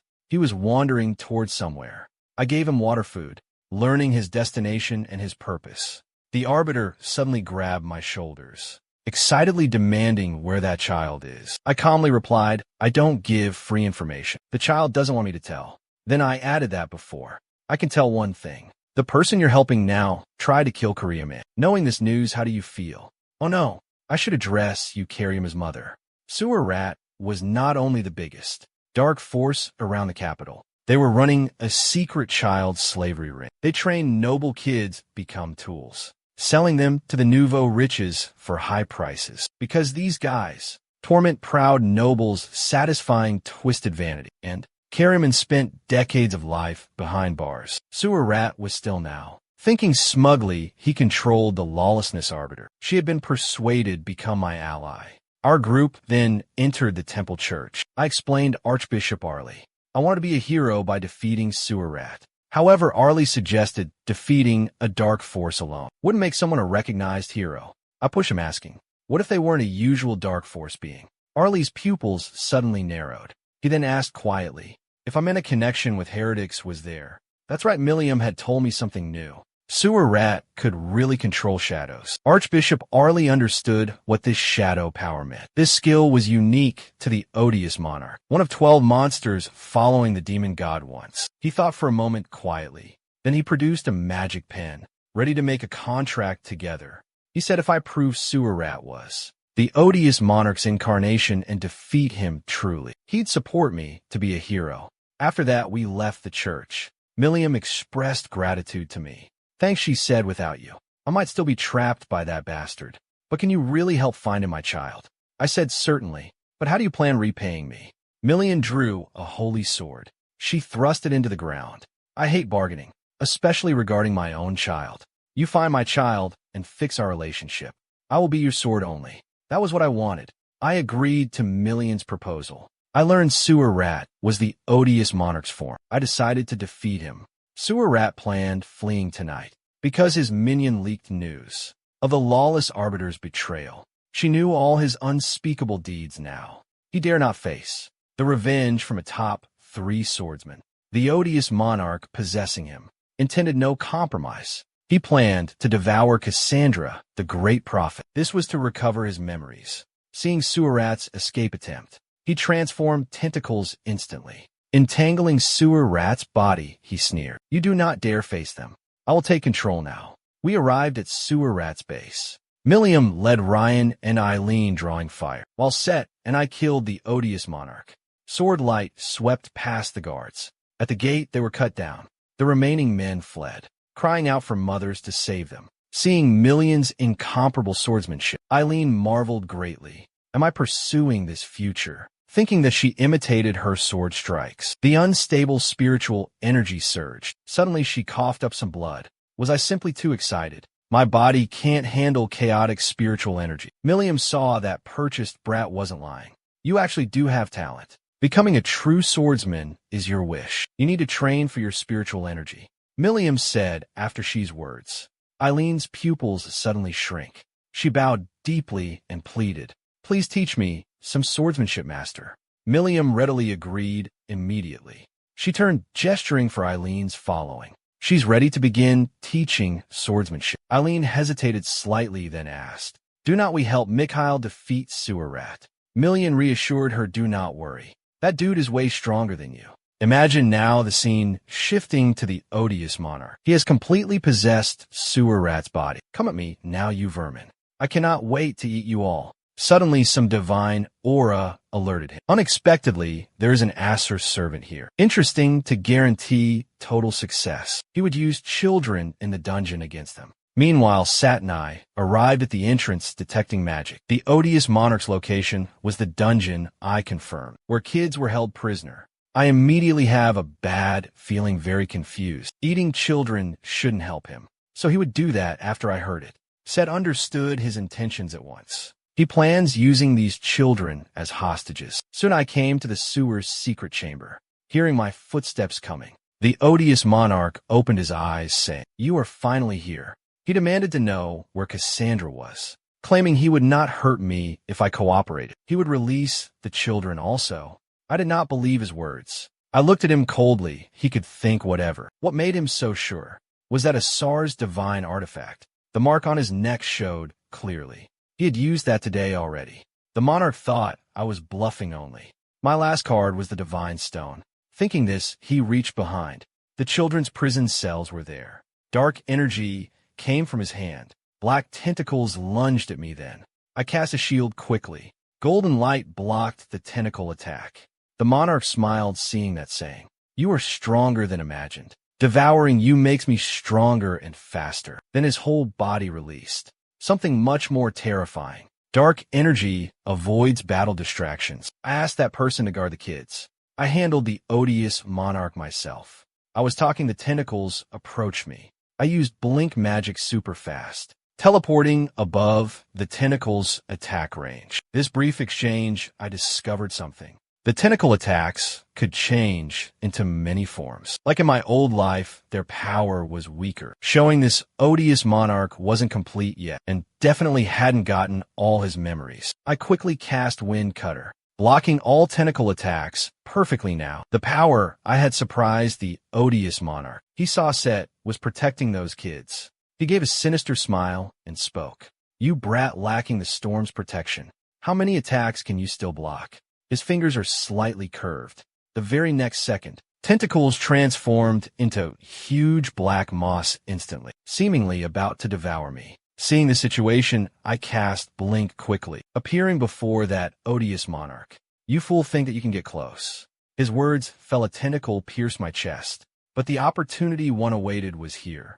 I took the moment to hit his face, silently reciting the charity eulogy. It was a long-forgotten text. Once a weapon to slay demon gods. Centuries of neglect weakened its great power, yet demon gods' greed never diminished. This eulogy of charity was left, carved by a hero with his own life. If I touch his soul magically, I can engrave the eulogy deeply within. I can totally eliminate him. Vanish, hateful King Beelzebub. I spoke, gripping his face tightly. The vile king stared, shocked, asking, How you knew my name? I clenched gently my fist. He was crushed, becoming a black liquid puddle. But Seth now looked worried, because destroying a king demon unprepared would surely bring more disaster. The vile king became black water, now forming an egg. Humiliated at this, the loathsome king decided, triggering a huge disaster, taking the whole city down with him. He taunted I'd pay for my actions. I smiled confidently and saying, You thought I would kill you unprepared. Did you just after saying? I started drawing a magic circle. Just moments later then, a magic circle appeared under the odious monarch. He paid no attention though, recognizing it as only seventh circle magic immediately. Breaking the curse required at least an eighth circle mage's power. Theoretically now, with my current strength, I shouldn't break a curse truly in my previous life, but I was the world's strongest ninth circle grand mage. Such curses were broken after a brief analysis. After all curses are a branch of magic. Whether magic works in reality depends on applying rules, also formulas. Casting magic is solving a math problem. It needs calculation and solution steps. I needed now to reverse the process, returning the magic to its first state. The giant egg collapsed into a mass. Though the curse could not be removed, it was no big issue. Its power was greatly weakened. I had deployed sword masters all over the city to deal with these events. The hideous monarch roared furiously die. The situation grew tense. His heart pounded fast, might burst. Dark energy suddenly surged upwards. I seized this chance, plunged into the dark energy. I had to confirm something. Resisting demon curses barehanded are truly rare chances. Above the city, meanwhile, dark energy bursting from below was spreading. A cursed aura everywhere. Nearby, watching the scene, the butler sighed helplessly. Young master is worrisome. An old man like me, so many tasks. Milliam asked curiously, do you stay the Valpurgis family? Ask me, Kyle. Know about you, the butler waved dismissively. We will discuss that later. Let's address the current problem. After that, he reached toward the dark energy, signaling Milliam follow his lead. Milliam nodded, slightly understanding she would comply. Smiling, she said, this is like old times. Next, a brilliant flash of light appears, splitting the huge dark energy into two. The scene changes outside the Divine Country's church. The archbishop held my hand, smiling beamingly, saying, I never thought you would resolve this fast, without any city damage occurring. But I reminded him, remember our deal. Arlie was stunned a moment. Then he smiled, saying he did remember. He would support me publicly in the hero selection. He said the Empire had targeted a person. They planned to choose a hero. This was no surprise. I knew who it was. It was that bastard, Siegfried Zigard, from before my life. I was thinking. Eileen's voice came from beside me. She thanked me, helping her teacher. But I gotta go, there's someone to see. She had said farewell, I knew. Eileen turned around, apologizing, awkwardly breaking our engagement. Seeing her shy face, I smiled, said gently, like I said before, I really know. Longer love you. Do as you please. Eileen told me confidently, wait and see. She said next time, her swordsmanship would beat my magic skills. Million came by. I knew she would ask about her child. So I told her, don't worry. I will keep my promise. I will tell you where your son is. Karaman is now with the Condor mercenary group. She was shocked at this, because joining the Condor mercenaries means leaving everything behind. Name and previous life gone. Karaman has chosen a new path. Is it really okay for me seeking him out? Hearing that, I rolled my eyes. A moment ago, you desperately asked about Korea Man. Now you are hesitating. What's this about? Milliam thought she had failed being a mom, bringing only problems to her son. She was unsure if she could see him. I gave a small smile. I said, even if kids abandon parents, parents cannot abandon their kids. So I really think you should talk. After I spoke, I put my hand on hers. This medicine I made is for Karaman. Please take it, being convinced by words. Milliam clenched her fist tightly. You are very right, young master will purchase. I cannot give up on my own child. She turned, seeking the Condor mercenary corps members. After we said farewell to Milliam, Ryan next to me asked when we would leave. He said he was eager for hero recruitment. I told him not rush. We must meet someone. That person was indeed my father, Marquis Whale Purgis, personally. I just eliminated a demon like a monarch. This news surely spread across the whole empire. So I did not inform my father about coming. Ryan's eyes widened in fear. Then he asked, you mean Marquis has no idea? Yeah, I just nodded. He grabbed my shirt collar, shouting, you crazy, that's your dad. The Empire's strongest, grandest mage. What am I doing between you guys? I gotta find some place to hide. Smiling, I told him it's too late now, because Dad had already arrived. The words just left my mouth. A lightning spell struck down. A multicast shields for defense. Ryan was totally stunned. He's asking, surprised with those attacks. Are you two father and son or enemies? I said, don't be so nervous. This is a Walpurgis family greeting. I called to the smoke figure. Father, you are here. The Marquis responded unfriendingly, cursing. Bad son. The Marquis launched many magical attacks at me. For magical orbs came towards me. I admired Father's great skill. He developed a new spell for beating people, without also harming nearby bystanders. Truly impressive magic, however. The Marquis thought I was mocking, so his anger flared. He cast a strong lightning spell at me. A lightning storm enveloped my entire body. If Seth hadn't intervened quickly, I might have begged for mercy. The Marquis didn't expect an elf beside me, especially a strong elf possessing powerful abilities. I explained my presence to my father. I must become a hero defeating demons. After hearing the explanation, the Marquis laughed coldly, saying, my son, do you really believe such absurd rumors? The odious monarch is a monarch-level demon. Even I would struggle dealing with him, let alone you. Isn't strange that such a strong demon appeared without harming the city. Archbishop Arley then spoke up and said, my lord Marquis, it's all true. Had young Master Michael not acted, our holy country would face dire trouble. Then he praised me a lot, saying I was certainly the candidate with a heroic soul. The Marquis was speechless, thinking, could this dumb son of mine be so skilled? Checking for any problems, the Marquis used a teleportation spell. The next moment, the Marquis wasn't seen. 2.5 minutes. He was back in the spot.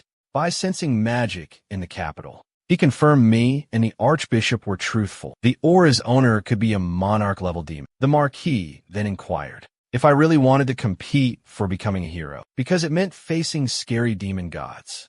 I knew if I couldn't show enough strength, Father would never let me go away. I quickly unleashed Set's storm power next, causing powerful storm energy to erupt all around. Father, you can definitely see I now walk with gods, so please don't worry much. I raised a hand to point to Ryan behind, showing I had already chosen my ally.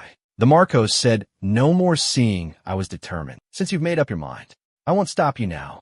Do what you want, he says. He turned and left right away. It turned out that, after I got my dad to let me compete for hero, Ryan urgently wanted me to go to the divine country. I was afraid I'd cause him even more trouble. I signaled him to stay calm. I was explaining the divine country was our goal. We needed to go to the elven forest first. All these many days, memories of the world tree kept returning. In my previous life, I saw that world tree. It had already withered from the great demon. This sat in my old comrade Jihad, the 8th king of Elven. He viewed the world tree like his mother. Being of the Elven race, though, the divine artifacts I needed to forge that required branches from the great world tree. So, I would do everything to save the world tree. Now the scene shifts over to me, leading Ryan and the others to the Elven forest. Before us was a desolate scene, withered trees without any life. I understood the world tree's condition had worsened. Cassandra then asked how we would enter the Elven forest. The world tree, being superior, could not easily be found without express permission. I was not worried about that. The world tree's roots are intertwined throughout the world. Every place was connected to its core. I only needed to find a single route to reach the world tree's location. I quickly found a route I needed through touch. Then I clasped my hands together tightly, silently uttering some incantation to focus. The next moment, I am in another dimension, completely isolated from everything. Suddenly, Seth appears next to me. This surprised me. The magic I cast was to communicate with the tree. Only I should be here. Seth angrily said that she was not here voluntarily. Now I am engraved in your soul. You dragged me here. I didn't realize my link with Seth was so close. Though this is maybe good, I knew well of Seth's connection to the world tree. One was Shar's divine representative, the other a root offshoot from Shar herself. So they must be familiar. We soon arrived the world tree. It seemed to feel us coming. Green light points emerged from all over it. A golden-haired beauty appears suddenly. Hello, nice to meet you. I am a Jersel the world tree. Why are you here now? She saw sitting on my shoulder. It's surprising to see a familiar friend. Long time no see, sister. Seth said helplessly, you are still like always. You stay calm, seeing anything. Aren't you at all curious? I follow this human. Idrisil learned about me from Seth. She learned I had come to free her. Idrisil clearly doubted my abilities, but when I mentioned her situation, it must relate to the demon god, or a powerful similar entity. Her eyes widened surprisingly. How did you know Yggdrasil extended to show her body? Broken by the demon god's corruption. The source of the problem is residue, you see. I understood why after seeing this. The world tree was near death. The demon god terror. It could not be totally destroyed. Its residue would watch everything carefully. The world tree had protected the whole world. As she said, she had swallowed a deadly poison. I asked how long she could hold on. Judging the desolate scene around the forest edge, she was critical already. Learning she has 4 days. I am sighing a relieved breath. This just meant the demon god's residue hadn't reached the world tree's core. There was hope for survival still. Previously, the world tree chose to perish, with a demon god's residue saving the world. But still, the demon god glimpsed a world crack at her death, inviting the demon army to invade. This made her sacrifice choice pointless, really. Now, it was different, though. We had a chance changing everything. I needed to eliminate the residue before it reached the core. I then promised Yggdrasil, your complete recovery will happen within 4 days. Seth also approached Yggdrasil to vouch for me. Don't judge appearances. He is actually capable. Yggdrasil's face froze hearing these words. She never thought she might survive. Then she clenched her fist unknowingly. I will entrust you this. I extended my hand suddenly. My help was not free. She needed to pay some upfront compensation. Seth pinched my cheek, silencing me. You are very mercenary. Yggdrasil asked about my desired compensation. I pointed, then told her it's simple. I wanted her perfect and oldest branch. The reason was not to craft divine items for myself, most importantly. This branch alone could resolve her problem. Yggdrasil gave her ancient branch to me. I went to that part of Oven Forest. I urgently needed an old friend helps. Before a huge withered tree, Jihad was bowing, praying to the world. Tree mother, what should I do to save you? No matter his efforts. The great tree before him was unresponsive. Mother, can you no longer watch over us? Then the great tree emits a brilliant green light, followed by gentle words. My child, darkness devours me. Now I need you after hearing that. Jihad was so anxious, asking the world tree, how can I be of service? The world tree answered, soon someone with my light will come. If you assist that person, the hopeful light will dispel the darkness. She just finished talking. The great tree's green light faded slowly. She reached out with both her hands, trying to hold Mother. Please stay, and this person you spoke of.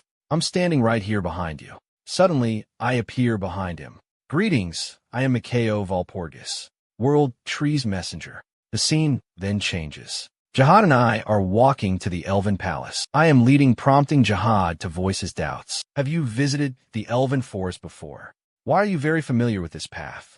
I give a simple excuse. I could never tell him I'm reborn. Because in my previous life, when I arrived here, the forest was ashes. Burned by the demon god, only this path was there. Suddenly hurried footsteps echo afar. Your Highness, bad news. For people flew in above. But Jihad disbelieves the guard's words. The Elven Forest was a big secret. Flying high was also not allowed. But he looked up, he saw 4 figures. He froze stunned. How is that possible? Whatever happened to absolute secrecy with flight prohibition? How did they manage this crazy scene? I smirked. I knew the butler would lead everyone into the forest. I expected them to use such a flashy entrance. After the 4 landed, I scolded them soundly. The butler protested first. Young master, this happened because you left us wordlessly at the forest's edge. If we really analyze this, it's your fault. A fool would admit their fault. So I snorted indifferently. Seeing this, the butler's face instantly darkened. As I always say, like father, and like son these days. On the Marquis' behalf, he began speaking. I imprisoned him immediately for trespassing into the Elven Forest. This made Cassandra laugh aloud. You and your family are interesting. Ryan asked if I got the World Tree's branch. And our next steps. I said I got that branch. But the World Tree gave this in advance. They had to come for another important matter now. The scene then changes. Our group reaches the Elven Palace, guided by Jihad. The great door opens slowly. An old figure appears before us. He's Gillen Hottest Elven King and Jihad's dad. Humans have not visited for a long time. I welcome you all. I bowed my head, greeting. Greetings to you, Elves' eternal guardian. Thanks for your great hospitality. The Elven King was surprised. He did not expect human knowing elven ways. He asked Jihad his reason bringing humans to the palace. Jihad told his father to remain calm at the words. It was all at Mother's request. She had briefly appeared moments ago. Hearing this, the elven king immediately rose. Son, is this true? Did you really see Mother? With a very serious expression, he demanded Jihad show evidence, saying unverifiable words were worthless. This put Jihad in a bind, unable to record or capture any images. He could not prove seeing Mother. I clapped my hand on his shoulder, signaling him not to worry. I will handle his father. Then I show the branch. The world tree had given to me Elven King. You understand the significance of that branch. The Elven King spoke tremblingly. That's Mother's branch, your messenger. Indeed, for the elves, possession of the branch means official recognition from the world tree. It's also concrete evidence of meeting her. Suddenly, the Elven King knelt before me. I, Gyra, current Elven King, paying respects to you, messenger. You got to save our mother. I said that saving the world tree was my journey's purpose, but I urgently needed something. The Elven King declared that whatever item, he would provide it instantly. This was what I wanted. Craft this branch, a divine artifact. I needed an elven crafting site. Udal Spring of the elven race. A place left by Udal, the best elven blacksmith ever. It involved the world tree. The Elven King agreed immediately. He sent Jihad guiding me to Udal Spring. He gathered the knights and soldiers from the elven forest to prevent demon gods' sneak attacks. I instructed Ryan assist the Elven King, knowing I start crafting a magical artifact. The demon god would sense it, my dear companions. It's time to save the world tree. A scene shifts to Jihad, leading me to the Udal Spring. I must clarify something beforehand. Udal didn't say how to use it. I might not help craft any items. These words don't worry me. I crafted many magical items here before and knew how like my hand back. First, I put magical energy in it. Then splash. I threw it in to analyze structure. The key using Udal Spring was power. For the legendary elven craftsman, Udal's real identity wasn't an artisan, but rather a real mage. Though achieving some mastery as a mage, his talent was limited. Realizing this, Udal made a decision. If not great as a mage, he would succeed elsewhere. Eventually, indeed, he used this to become a world-renowned master magically. Artifacts looking at that bubbling spring water. Now I understood the magical water. Analyzing that branch, however, completely analyzing it is no task. This was a parasite of the world tree. The special material inherited the world tree's vitality. Under normal situations, achieving 100% perfect processing, this material is nearly impossible. But what using only magical elements? Smile tugged my lips with this. Jihad then asked about current situation and if there was anything that he could do. I said processing this parasitic would take 4 days. During this time, nobody should disturb me. Then I pointed at the spring. I told a little secret. A magical tool Udal made for the Elven King lay there. He could find it within 3 days. The elven forest soldiers maintained high alert status because of the complete silence of the demon god's residue. During those days now, Ryan asked Cassandra could she prophesy future events. Cassandra said simply that her ability to clearly see the future was limited greatly. One thing was certain, things were not good. Shortly after she spoke those words, the ground's rock layers began cracking, and all the forest flowers and grass withered instantly. Everyone stood there bewildered totally. A dark shadow burst from the fractured ground. Very soon, a huge snake with 3 red eyes wrapped the great tree. This physical form was demon god residue. Seeing this, Cassandra told them to retreat now. She felt the serpent's overwhelming presence. It was beyond what they could handle. Ryan declared he would never flee, because it opposed his knightly principles. After the big serpent roared thunderously, Ryan's will began wavering. Its power sparked fear inside him. I cannot defeat it right now, damn. He cursed himself for being powerless, wishing he had more strong power. When will Mikhail show up? The Elven King was ready. He immediately arrived with elven soldiers. He ordered all soldiers to shoot. A dense volley of arrows would hold the serpent. Then, taking that opportunity, he commanded his mages to build a magic formation. Suddenly, a massive barrier appeared before the serpent. They thought this would stop it. But after the serpent smashed its head repeatedly, the once impenetrable barrier cracked forcibly. The Elven King knew it would not last. He could only hope for me. Meanwhile, back at Udall Spring, I completed analyzing the parasite. Looking at my staff, I was quite satisfied naturally. It's flawless all around. Set told me to stop, and urged combining it with an orb. She had sensed the demon god. Residue's aura grew 10 times stronger, indicating it had made its move, which was anticipated as now I embedded the red orb into the staff. The orb immediately burst forth brilliantly. I felt secret joy inside. It looked successful. Meanwhile, elsewhere, the barrier almost collapsed from the serpent's constant attacks. Despair was now visible on the Elven King's face. Gods, is there no way to stop it? They watched the serpent prepare a final strike. Ryan told everyone to run. He warned the barrier will break. Predictably, under the serpent's powerful attack, the barrier shattered completely into pieces. Everyone thought they were finished. A bright light descended heavens, striking the great serpent down instantly. My figure emerged from heavy smoke. I hope I'm not too late. Cassandra was happy seeing me. Certainly not. Didn't you save 4 days crafting the artifact? Why come on the 3rd day? I responded as a man. Being ahead of schedule was natural. The serpent recovered and struggled up. I am looking at that massive creature.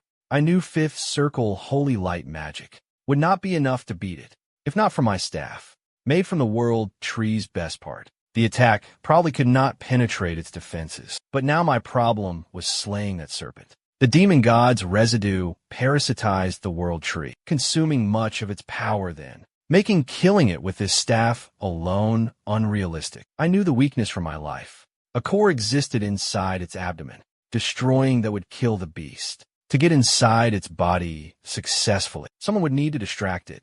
The serpent launched its attack now, lunging at me with its bloody maw. A sharp arrow flew across the sky. Following that, bright blue flames violently erupted on the serpent's head. The impact forced me back. That was unexpectedly the Elven Sovereign's sword. I turned to look down. Sure enough, Jihad arrived. He seemed to obtain the magical tool from Udall. This Elven Sovereign's arrow was made by Udall for the Elven King, with tremendous destructive power and the strongest holy might. Unfortunately, Elven Kings had not gained the acknowledgement, or the demon god's residue would not be brazen. However, Jihad's arrival was just in time. This could draw the serpent's attention. The serpent had now recovered from that hit, though it was a sorry state. Half the skin was blown off its face.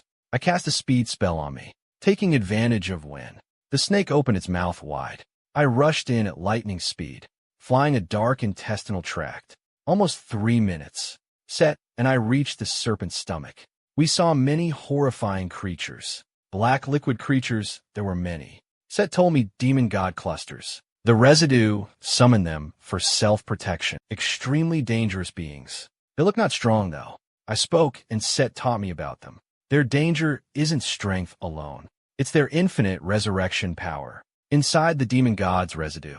We talked, then these creatures attacked suddenly. I cast circle expansion magic fast. My power tripled immediately. I raised my staff called Divine Gate. A holy disc rose above me then. White light scatters the monster horde.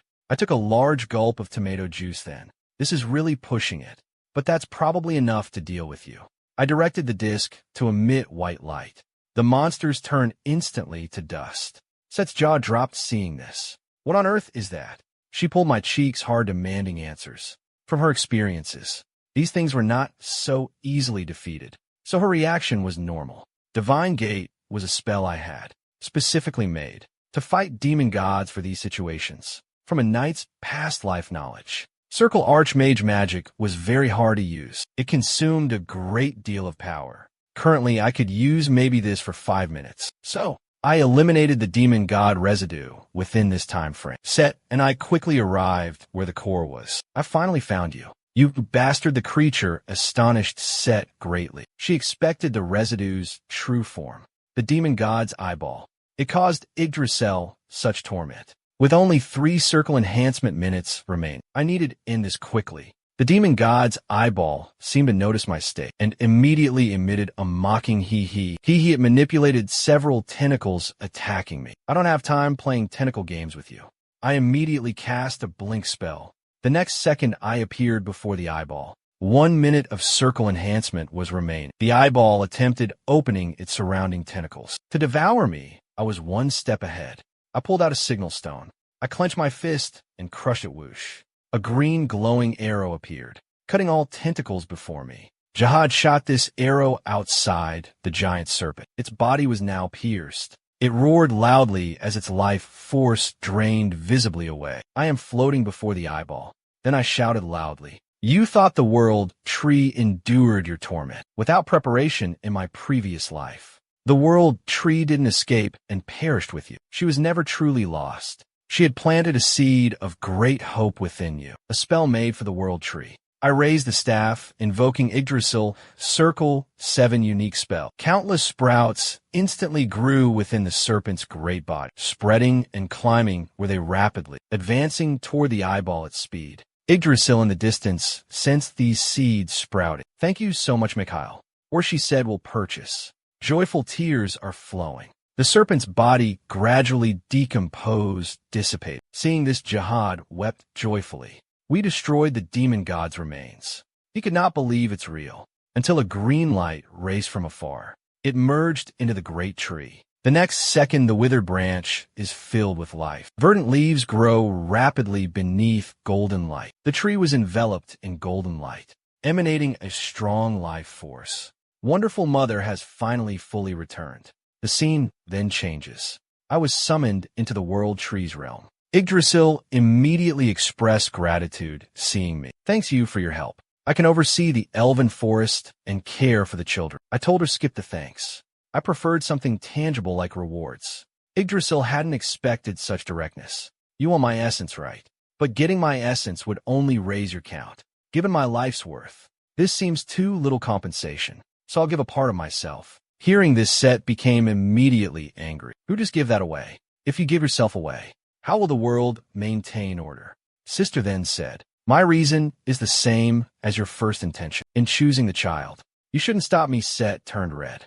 "Do what you want, give anything. I won't interfere." Seeing Set's frustration, I teased her, "You deserve this." Now you're speechless after being silenced. I accepted Yggdrasil's generosity and I asked, "How can I use your great power?" Yggdrasil put a piece of hair in my hand. This made me disappointed. It's only hair, I was going to eat it. But Yggdrasil stopped me fast. She said to tie the hair on my wrist. Then I could have her power. When I shut my eyes, tried it worked. A strong life force came from my wrist. It quickly spread inside my whole body. So this is the world tree power.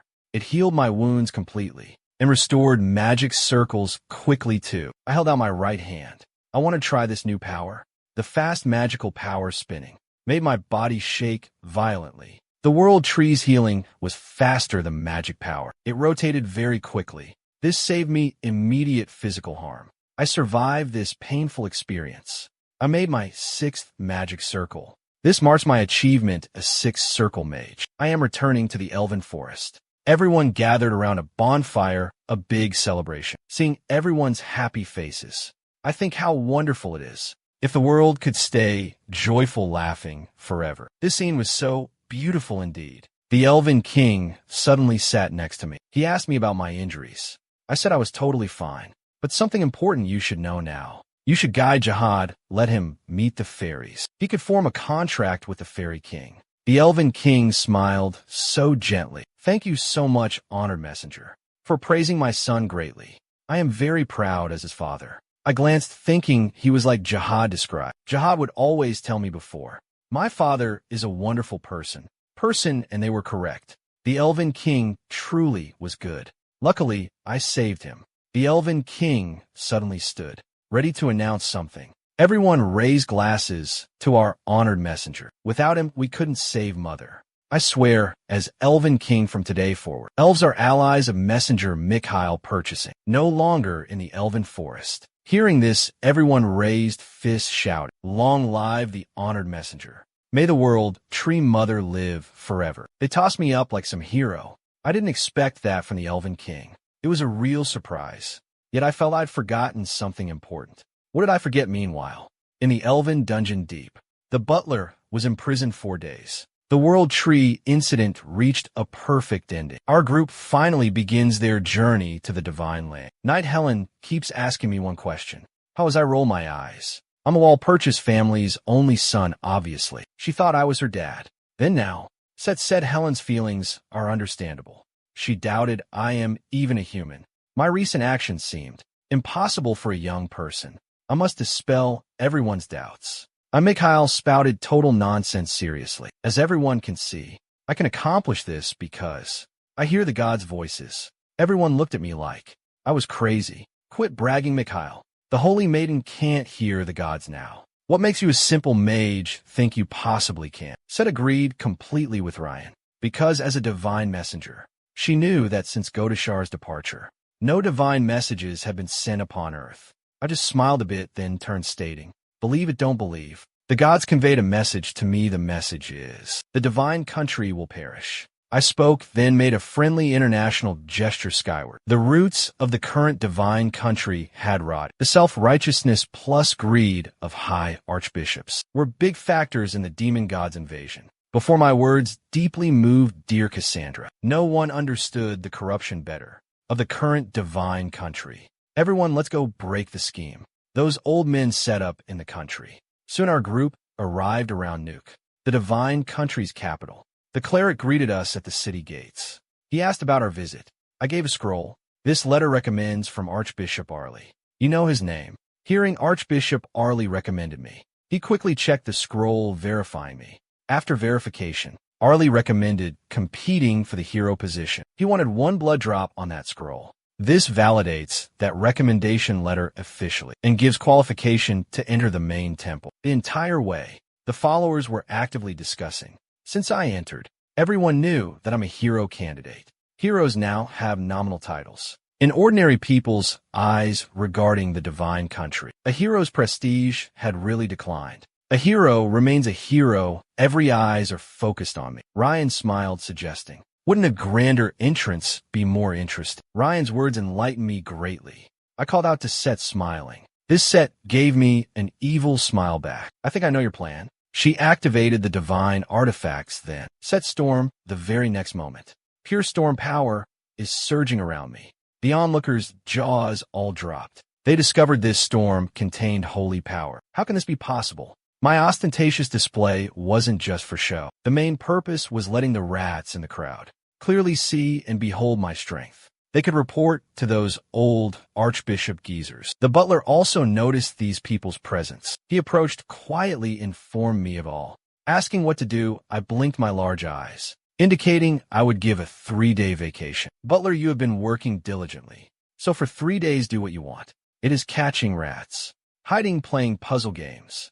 The butler was stunned by these words. Then his lips curled into a smile. Ah, the young master. You know how to command people. Meanwhile, in a church room, a clerk reported it to Archbishop Killian. You are saying Mikhail possesses holy power, which is impossible. The Walpurgis family are mages, and mages cannot possess holy power. Magical and holy power are two forces. To possess both powers, he will be a novel protagonist. Before Killian could recover from shock, the cleric delivered shocking news that Cassandra also appeared in the group. In another church part, Priest Sahan. Sahan was excited seeing me. You are Lord Mikhail, hero candidate. His Holiness the Pope awaits you inside. Looking at the young child, I wondered the divine country is understaffed. Having a child as an intermediate priest, I asked him to lead. But Sihan explained the Pope would only see me. Ryan cannot enter the main temple. Hearing this, I said it wasn't big deal. They would be fine. Before entering, I warned Cassandra. Archbishop Killian's people found you probably. Be careful, Cassandra responded dejectedly. I know it. They're most vigilant against prophecies in all the divine country. I turned, giving Ryan instructions. He was asked to protect Cassandra.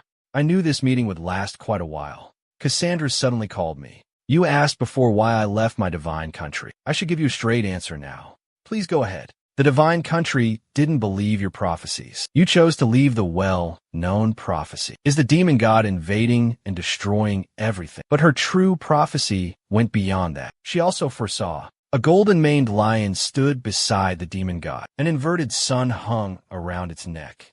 The sun is a hero symbol there. The archbishops interpreted it as a hero's fall. I finally understood then why Cassandra's prophecy was not believed. The symbolic meaning of heroes there far exceeded what we imagined. The divine country wouldn't naturally want Outsiders know such prophecies that are bad for heroes. But back to the point. What did that golden mane lion mean? Suddenly it hit me. Golden mane, also golden hair. Damn, of course. It's that bastard hero Siegfried. The scene changes. Now I'm inside the main hall with Sahan. Sahan admired me during the journey, especially my divine technique. He became a fan, saying at the city gate, "Lord Mikhail, you gotta be a hero. Divine country's first and only hero. Able to use magic." I said, might be tough. I heard divine country already had a hero. Hian hesitantly replied to this. "You mean Lord Siegfried? He's a good person. People often say he is all brawn and no brains." That impression is exactly what he conveys. Then, realizing his slip of the tongue, Sahan bowed repeatedly, apologizing profusely. "I apologize, I misspoke just now. No, you're not wrong. Your assessment is accurate and pleasing." At this moment, I memorized this priest Sahan, having such great judgment. He will definitely become talented soon. We arrived before door, and Sihan revealed its secret. "Only the humble may pass." Then, bowing to me, he said, "His Holiness Pope is behind this door. May grace of God Hetsao be with you." I pushed open the door. I want to see what Pope Gregorius is like. The door opened slowly. My pupils contracted for 2 seconds. Damn, why is this former hero bastard? The first thing I see now, Sigrid tried greeting me politely, but I wanted to curse him. Curses rushed my lips. I held them back with rationality. I clenched my fists, enduring it. Small impatience will ruin big plans. Becoming a hero is important now. I bowed to the Pope, saying, "I respect the humble person of this divine country. It's my honor meeting Hutsao's wise eyes." The Pope seemed surprised by this, noting, "Courtesy seemed uncharacteristic of Wall people, Purchase family specifically. Now, let me explain the situation. So far, only you two meet candidate requirements. So one of you will now be the hero." Siegfried suddenly put out his hand. He wants to discuss hero's power with me. I didn't want to talk with him, but being polite still, I shook his hand naturally.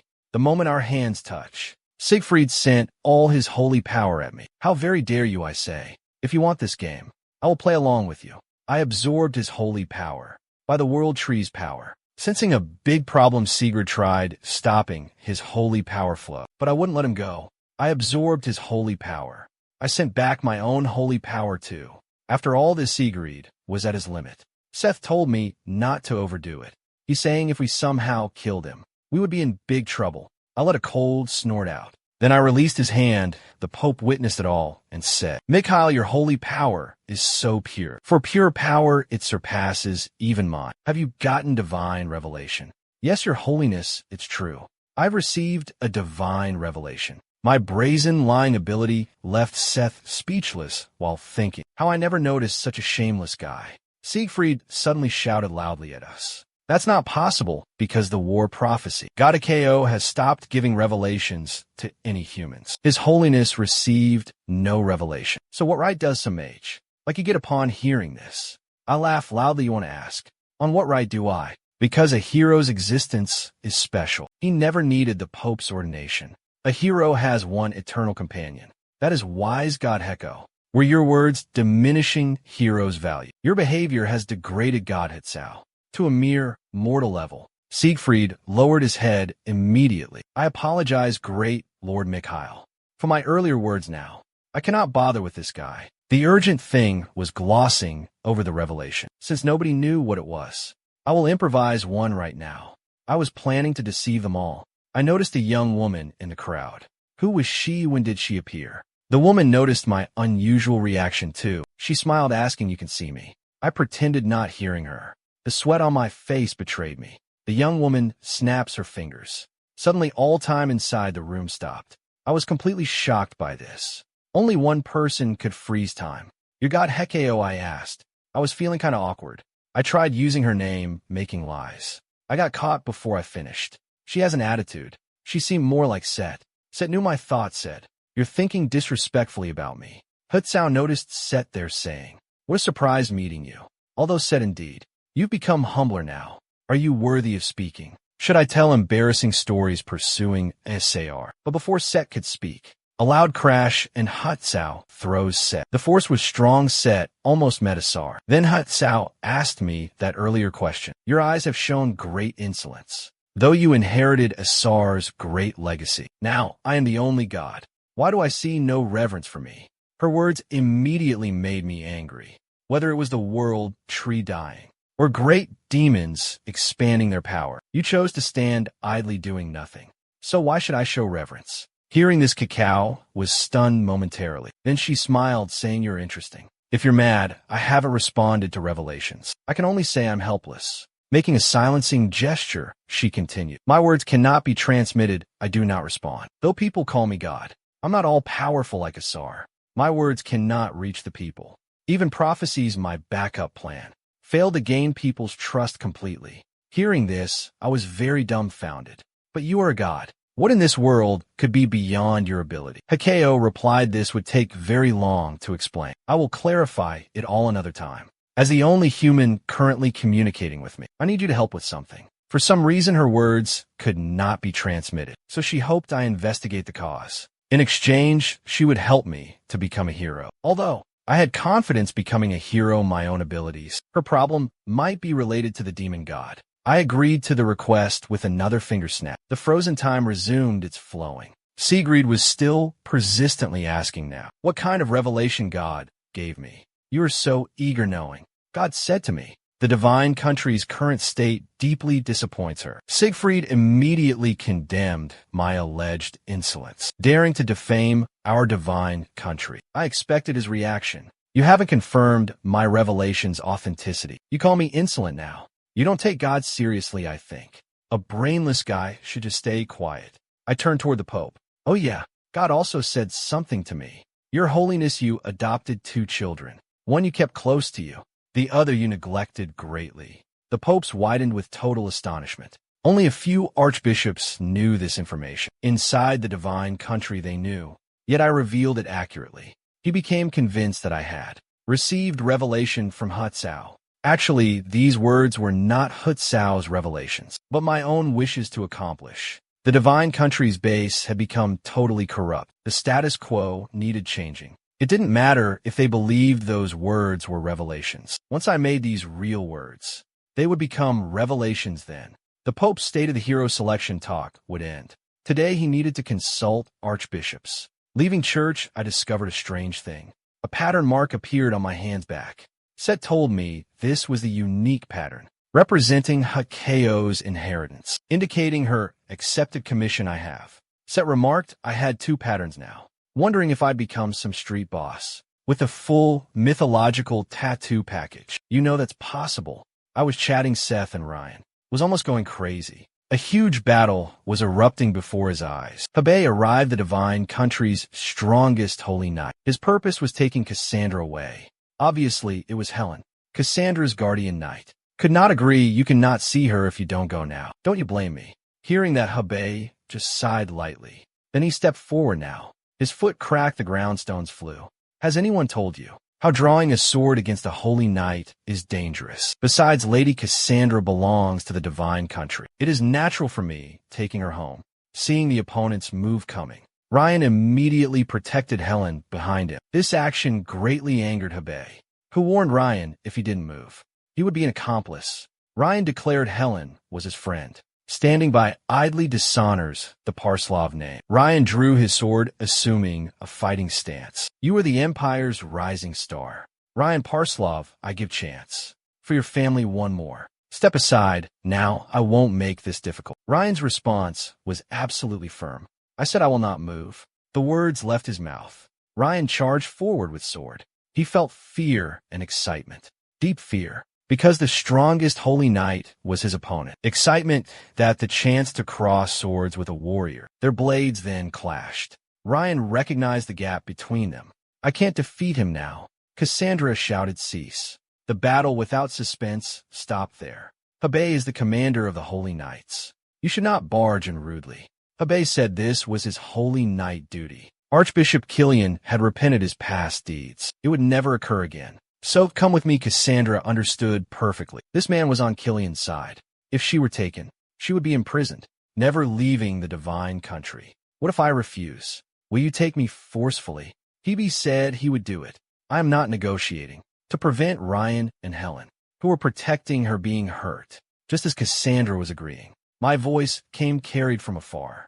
Who says she is going with you? Little purple hair, a fire pillar shot skyward. He is separating the two sides. Hubei's eyes widened. This is sixth circle magic. I never expected Lord McHale had such great power. He is so young, though. This is the divine country's internal matter. Even if you could become a hero, you can't interfere with Holy Knight affairs. I laugh. Tell me, dear commander, did you memorize divine country laws? To this country, a hero is not an outsider. If you don't know, I will explain it now.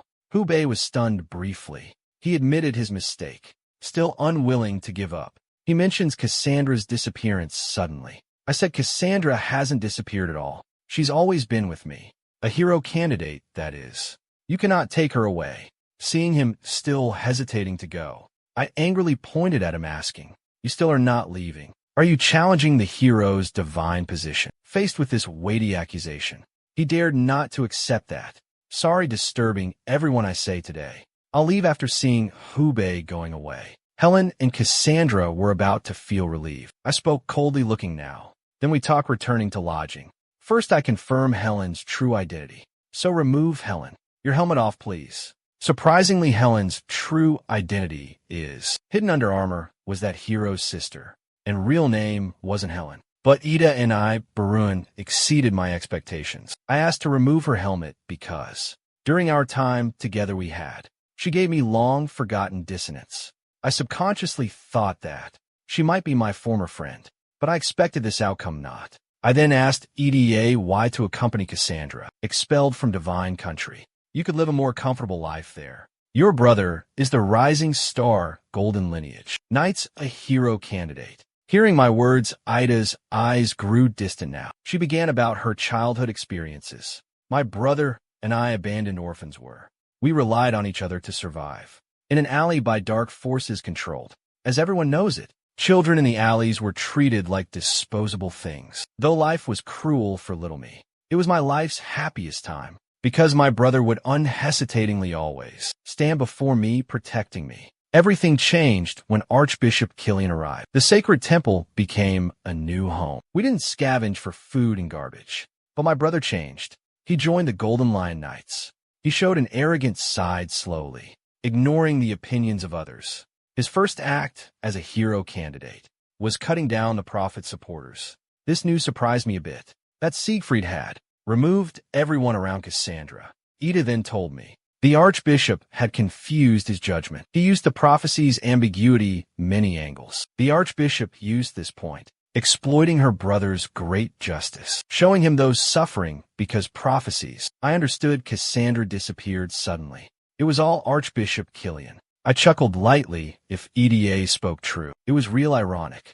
For Hutsao gave that prophecy. Yet the Archbishop and hero candidate led its denial. They claimed to revere him. Now, all the evidence pointed toward Archbishop Killian. It seemed like we needed to investigate Killian. Perhaps we could find Hutsao's reason to be silenced. Meanwhile, at the Holy Country's plaza, Siegfried pondered his recent actions alone. Have I been a worthy warrior? Remembering his sister's fierce gaze toward him, it grew increasingly intense. He felt some indescribable loss, especially after his sister had left. Only coldness remained there. Depressed, he swung his great sword, asking, why this happening? She's my family.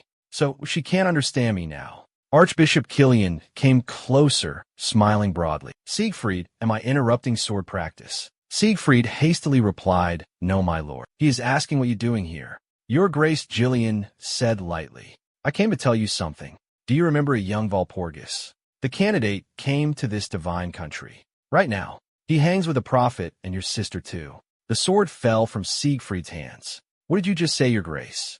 They returned back with Mikhail. His holiness knows about this now. What to do now? Killian gestured for him, not worrying, saying the mighty god Heka is with us. But God does not give grace to idols. So we must take some action. As they discussed how to dealing with me, they did not know someone was watching. From some shadows, a full week passed quickly. The entire divine country was now having heated discussions. Who is more suitable to be the hero? Under Archbishop Killian's plans, Most archbishops and priests supported Siegfried, becoming hero.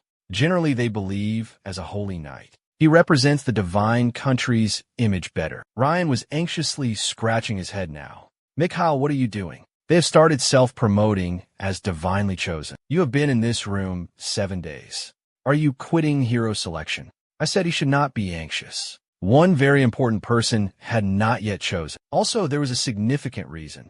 I had joined in the hero selection. That is the upcoming Archbishop assassination case. 2 years from this incident, people would discover this assassination was linked to demons. Only then it happened. The divine country took the prophecy of demon gods, Advent seriously, began selecting heroes preparing for war. This was an excellent opportunity for me. If I prevented the Archbishop's assassination, eliminated the responsible demon, I could gain support from neutral archbishops, combined with that person's great influence.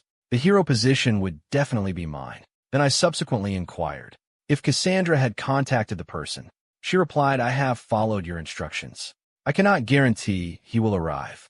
Her answer did not worry me. That person would never refuse a request from Cassandra. After about 2.5 seconds, a knock was heard at the door. The door slowly opened. A middle-aged, cloaked man entered. He walked to Cassandra saying, These years have been hard for you. The arrival was His Holiness. The Pope arrives after some catching up time. I directly expressed to the Pope, I want to be a hero. Your Holiness, after the last time Revelation talk, there was something I had not said. I displayed the pattern on my right hand. I think you understand what the mark means.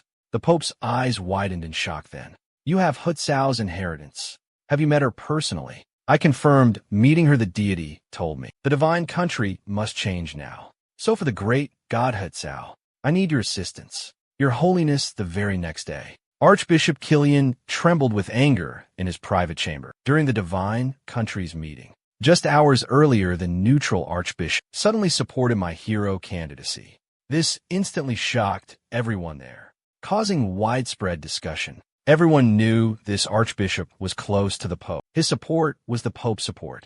Archbishops sided with Killian. They complained about the Pope, saying Siegfried was better for the divine country, both reputation and symbolically wise. Why would the Pope back the underdog young Walpurchas? Because he once bested a great demon. Hearing the archbishop, Killian ground teeth angrily, determined to not let me build my fame and become the great hero with malice. He spoke to them. My brothers, for our divine country and its righteousness, we may need to get dirty. After knowing all this was about demons, I took Ryan and then went into the divine country's night order. Right before all this, showing Hecko's symbol and Cassandra's plea, I convinced successfully the Pope to back me as hero. Everything proceeded according to my plan. I knew the toughest problems were ahead. The Archbishop's murder case is coming soon. It should be Archbishop Naren's murder case precisely. This incident was it. That would make the Pope's position unsupported already. More precarious it was therefore. My urgent task was saving Archbishop Naren. As I contemplated this, my butler appeared, who had been away many days. He suddenly appeared behind me. Startled, I teleported away 8 feet. I was to complain his ghostly appearance. The butler brings me news. He detected a demonic presence in the divine country. Its source is the Holy Knights. This surprised me greatly. The most dangerous place is the safest often. Demons really know how to pick hiding places. Young Master Sir, I must report one more thing. Archbishop Killian seems to plot against you. I clearly sense a malevolent aura around him too, as if has been tainted by gross stuff. Hearing that, I smiled a little. Things are developing very interestingly. The scene changes, showing Ryan and I walking towards the Knights' base. Ryan expressed his confusion along the way. Michael trouble the Knights. Insist on taking me along for revenge too. Their commander came to bully me earlier. Should we return him that favor? Ryan then became excited. I really like your vengeful personality. I have something you might like. You will deal with Commander. I tossed him a mold saying that. But Ryan was shocked. Is that real? Real or perhaps fake? You sure you want me handling Javi? He looked down at the mold again. What good sword does to me? I raised my hand, telling him infuse it with aura. This will give you a remarkable surprise. When Ryan infused that spiritual artifact, a magic sword materialized before him. As the aura continued intensifying, the magic sword turned into a swordsman. I told Ryan his swordsmanship exceeds yours, though you can't communicate two ways. Training with him will double your efficiency. Faced with this surprise gift, Ryan seemed embarrassed, asked me in return. I patted Ryan's shoulder. I wanted nothing. If you want to show gratitude, just focus on becoming much stronger.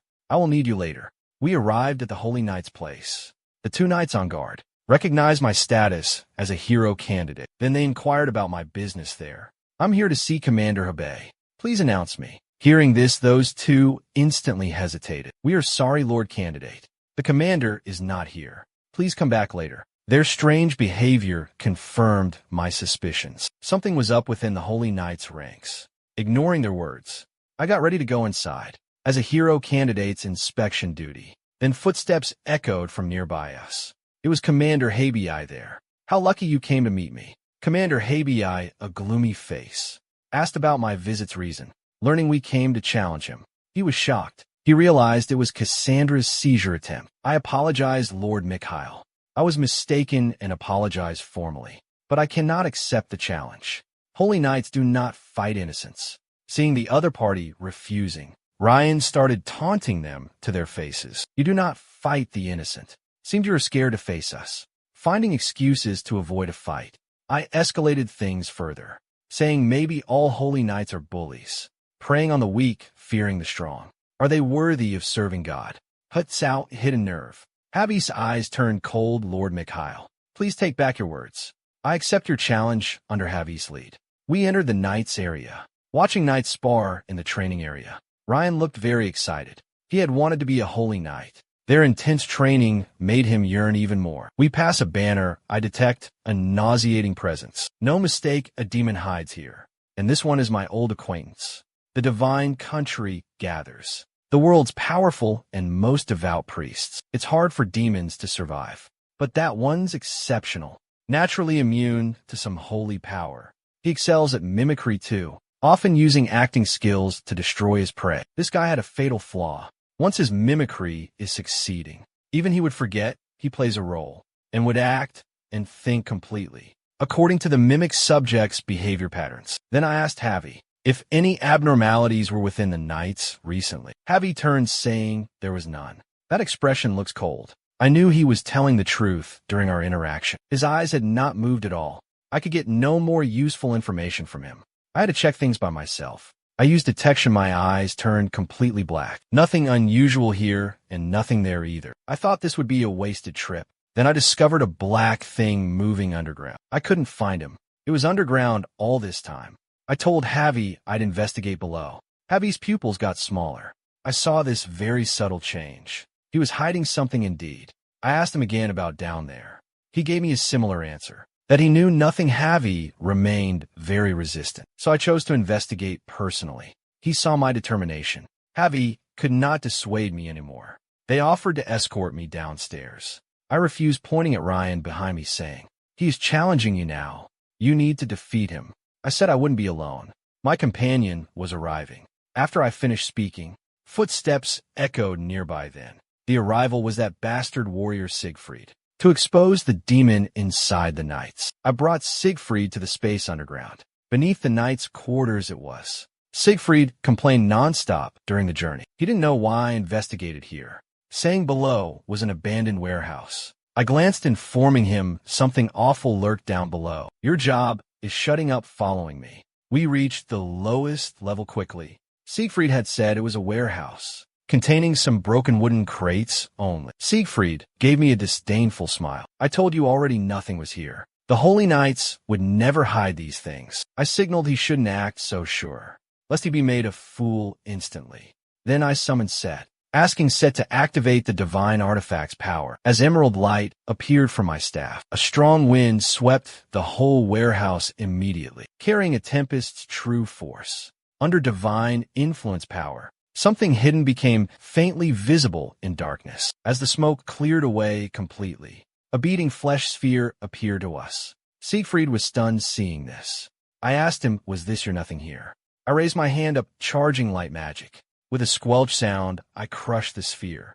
Set told me this thing's the same as the residue which tormented Yggdrasil before. Though it was weaker, this means there's more than one. corrupting all of the divine country, would require several hundred. And furthermore, behind them exists a terrifying presence. A problem prompted TKO to request my help personally. Must be complex than residue. Siegfried regained his composure, asked what that thing was. It was demon god residue, I said. He needed my help capturing someone. In the knight's training ground then, Ryan and Hubei's fight was starting. Ryan infused energy into the magic sword. With a flash of fast movement, he charged at the opponent directly, facing Ryan's spiritual energy. Hubei, unconcerned, casually drew his sword to block, easily stopping Ryan's attack. Do you really believe being commander of holy knights is easy? You have got no chance of winning. Let's finish this quickly. But right at this moment, a red light appears in Ryan's eyes. He launches many waves of sword energy. With every single blade clash, Hebe struggles noticeably. How is his speed getting faster? This is very dangerous. After one strong sword collision, both fighters backed away to create some space. Hebe was totally shocked, not believing a young man could have such power. Yet he cannot lose this fight. As commander, he maintains knight's dignity. He focuses his spiritual energy in right hand, planning to finish it with a single blow. Let me show you real, overwhelming power. But at that moment, a huge explosion went off at the field's edge. I got tired using stairs, it seems. Explosion magic blasted from underground me out. Hebe was so bewildered. This is not your property. I don't suppose you care. About the damage, smiling, I said, don't worry. An announcement I must make. Today, all Holy Night activities are suspended from now. Everyone was stunned at these words briefly. Then they protested loudly so. As a hero candidate, even. You cannot suspend our operations so arbitrarily. I said that this was decided because a certain demon had built something underground beneath their feet. And I should also mention, Siegfried agrees to this course of action. So, this joint decision is from both hero candidates you must obey. To capture a demon hiding in the crowd, I lifted my staff, initiating sanctuary declaration. Then blue light enveloped the knight's entire order. I activated power from both the world tree and Hekeo. Under these two divine powers' influence, even strongest demon could not keep its disguise. Show yourself, repulsive creature now. The scene became terrifyingly quiet. No one dared make sound, fearing they might be mistaken for demons and eliminated. But the silence was broken by several coughs. Hearing this, my eyes widened. I shouted. Who coughed? Two nearby knights, seeing their comrade's discomfort, immediately approached him with concern. Milson, you are all right. I approached that sound source. Seeing me, the man frantically explains he was Holy Knight and could not be a demon. Yet his pupils gradually turned black as he spoke, and dark energy emanated from within his body. So, it was you first killing your friends, then using mimicry, assuming their form, and finally hiding among people. You are quite the talented actor, but your tricks are useless. I am ignoring your lies. Saying this, I raised the staff and struck very hard. Holy power from the staff surged into him. His mimicry was dispelled. He showed his true demon form. Is truly you Delos, the demon hiding behind everything. Right then, Delos was confused. He had no memory meeting me, but I know him well. It's because of Meryl, the woman standing behind him, the sixth core commander under that demon god. And Delos was Meryl's right-hand man, also a part of her own body. My words intrigued Delos. You know I am Lady Meryl's confidant. How dare you? I gave a mocking smile, because in my eyes, you're garbage mimicking others. The underestimated Delos became instantly furious. Kid, pray your strength is your mouth. He vanished instantly, releasing lots of smoke. This was Delos's way of killing, using smoke, disrupting vision, then circling around to the back, delivering a fatal blow. His claws were so close to my nape. A storm appeared, blocking his attack. It was like I had already invoked Set's divine storm that he released. The pattern on my neck emitted light. A tornado formed there. Delos was knocked down by it. He realized the gap now. He struggled to get up, then flee. A big hand suddenly came from a mist. Then next, I gripped his throat tight. I was looking at Delos, struggling. I knew Meryl watched me with his eyes. Meryl, I'm not sure of your plan for the divine country. I can tell you clearly now. Whatever you have planned, I will ruin everyone. After I said that, I cast the 6 circle magic holy lands. In a second, a spear with lightning appeared in midair. As I pointed a hand, the spear went forward with a swoosh, piercing through Delos's whole body. But his will to live was so strong, even with severe serious injuries. He didn't die, so I use another evolution magic. He was powerless to resist the holy power. Finally, his body dissolved by light. After I dealt with Delos, I aimed my spear at the knights. They joined Archbishop Killian bullying Cassandra, so I had to get her revenge. I am very disappointed in you, a demon acting your companion's skin. Yet you noticed nothing you call yourselves proud holy knights. I have also heard that your holy knight order is connected a certain archbishop, even following all his orders. Is that true? Hebei heard this. Hebei then steps forward to deny it. As holy knights that serve Akeo, we will follow divine revelation. Then explain, helping Killian raiding the first temple, driving the great prophet Cassandra away. Hebei became silent upon hearing. After coming to his senses, he tried defending himself with prophecy matters, but I turned, interrupting him. I don't want to argue you. This is your Knight Order's internal matter. But remember the Holy Knight Order's original purpose. Loyalty to Hetzao and fighting demons only. Then I looked at Siegfried. Don't you agree, Siegfried? As fellow hero candidates. It's bad if only I think this. Siegfried's gaze was now frozen. He reflected if truly he had the hero qualifications now. Compared to my demon slaying, he is a holy knight. Could not even tell if companions were demons. This was a great shame. Anger made him clench fists tightly. I cannot give up, even not worthy of being a hero. I'll make up for it later, because God never rejects someone trying. His eyes became determined then. Mikhail, you are right, but now I challenge you. I want to see if you are worthy of being a hero. Naturally, I would not refuse. My biggest wish was beating up this person, and I was worried about a reason. I noticed the saint's pendant he was wearing. So I proposed a bet that only by taking risks, we could ignite a true spirit. You and I will give up being hero. If I win, you will give me that saint's pendant. Siegfried was focused on proving himself. He accepted my proposal immediately. Seeing him, I could not help but smirk. This guy was as brainless as before. Fighting him now might seem a bit unfair. I could not resist beating him up. But then, just as Set asked about using divine artifacts, Siegfried had already attacked. His initial slash was lightning fast, facing an all-out attack early. I thought he really wants to win. Who uses their ultimate move immediately? I responded, casting 5-layer shield magic for defending. Siegfried then twisted his wrist quickly, changing his sword energy's direction. Boom. My shield was split into pieces by that strike. I underestimated you, I did. Your combat judgment is pretty accurate. Out of respect, you will suffer now. I activated 5th circle magic. 1,000 sword release. Hundreds of mana swords appear behind me. This 1,000 sword release was a created magic. To help Siegfried train, it had no lethal power. After reincarnation, I changed the mana swords. Though not lethal, I added another ability, making the heavy sword user suffer greatly. Seeing flying swords surrounding him, Siegfried immediately unleashed powerful sword energy. Boom. 2 forces created a big explosion upon contact. Siegfried disappeared then. Dust rose. Didn't he see how I defeated Delos? Why is he doing the very same trick? However, he concealed his presence. I could locate him with my eyes closed. He is straightforward.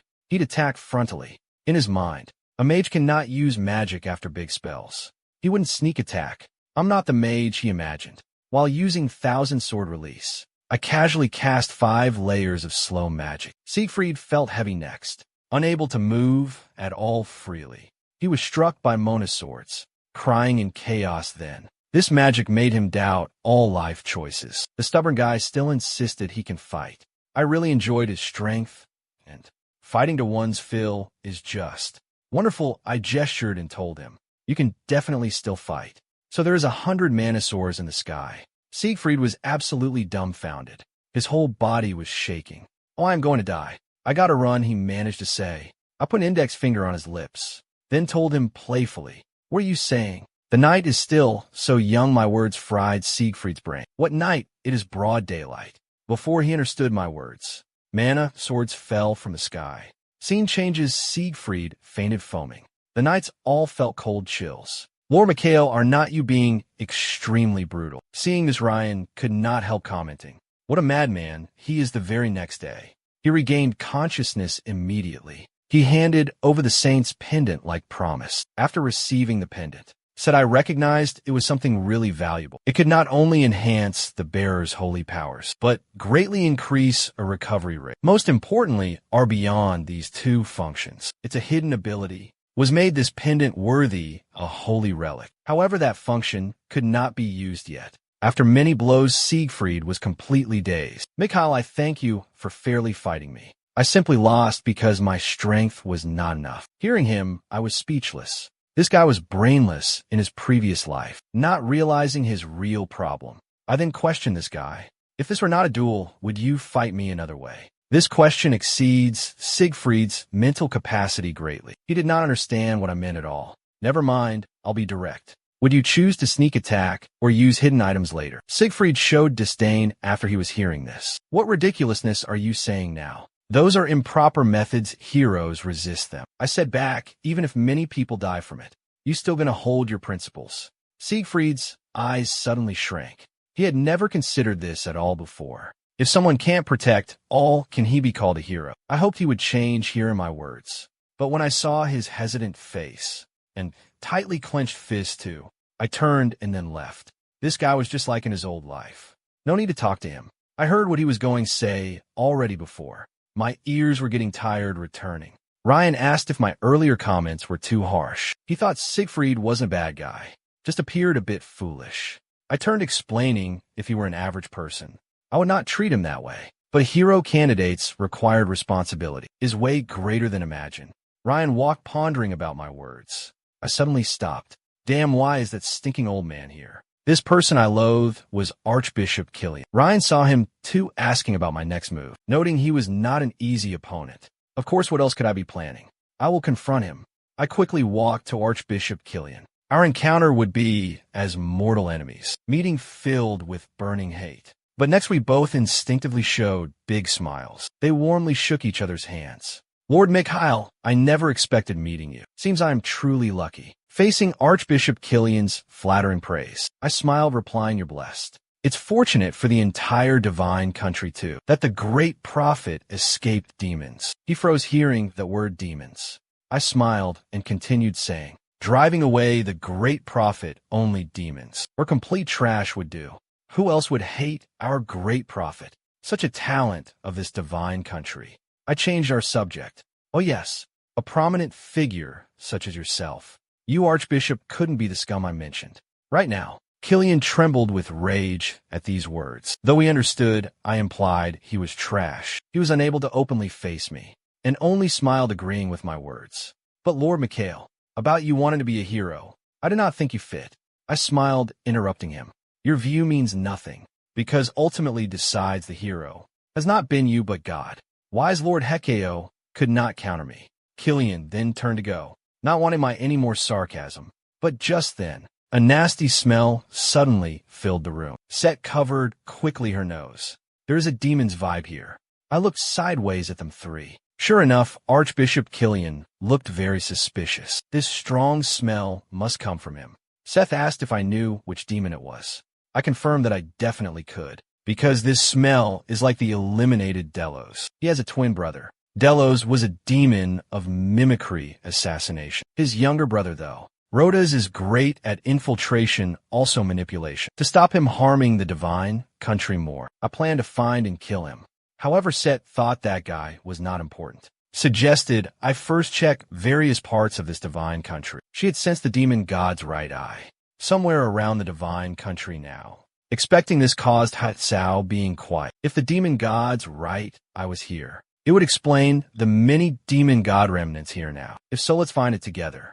Scene changes now. Set and I reach the most mysterious place, the first hero's tomb. This amazing structure left Set awestruck. This tomb was built large. Would the demon gods, right, I actually be here? Compared to Set's doubts, I was certain the demon gods I was right here.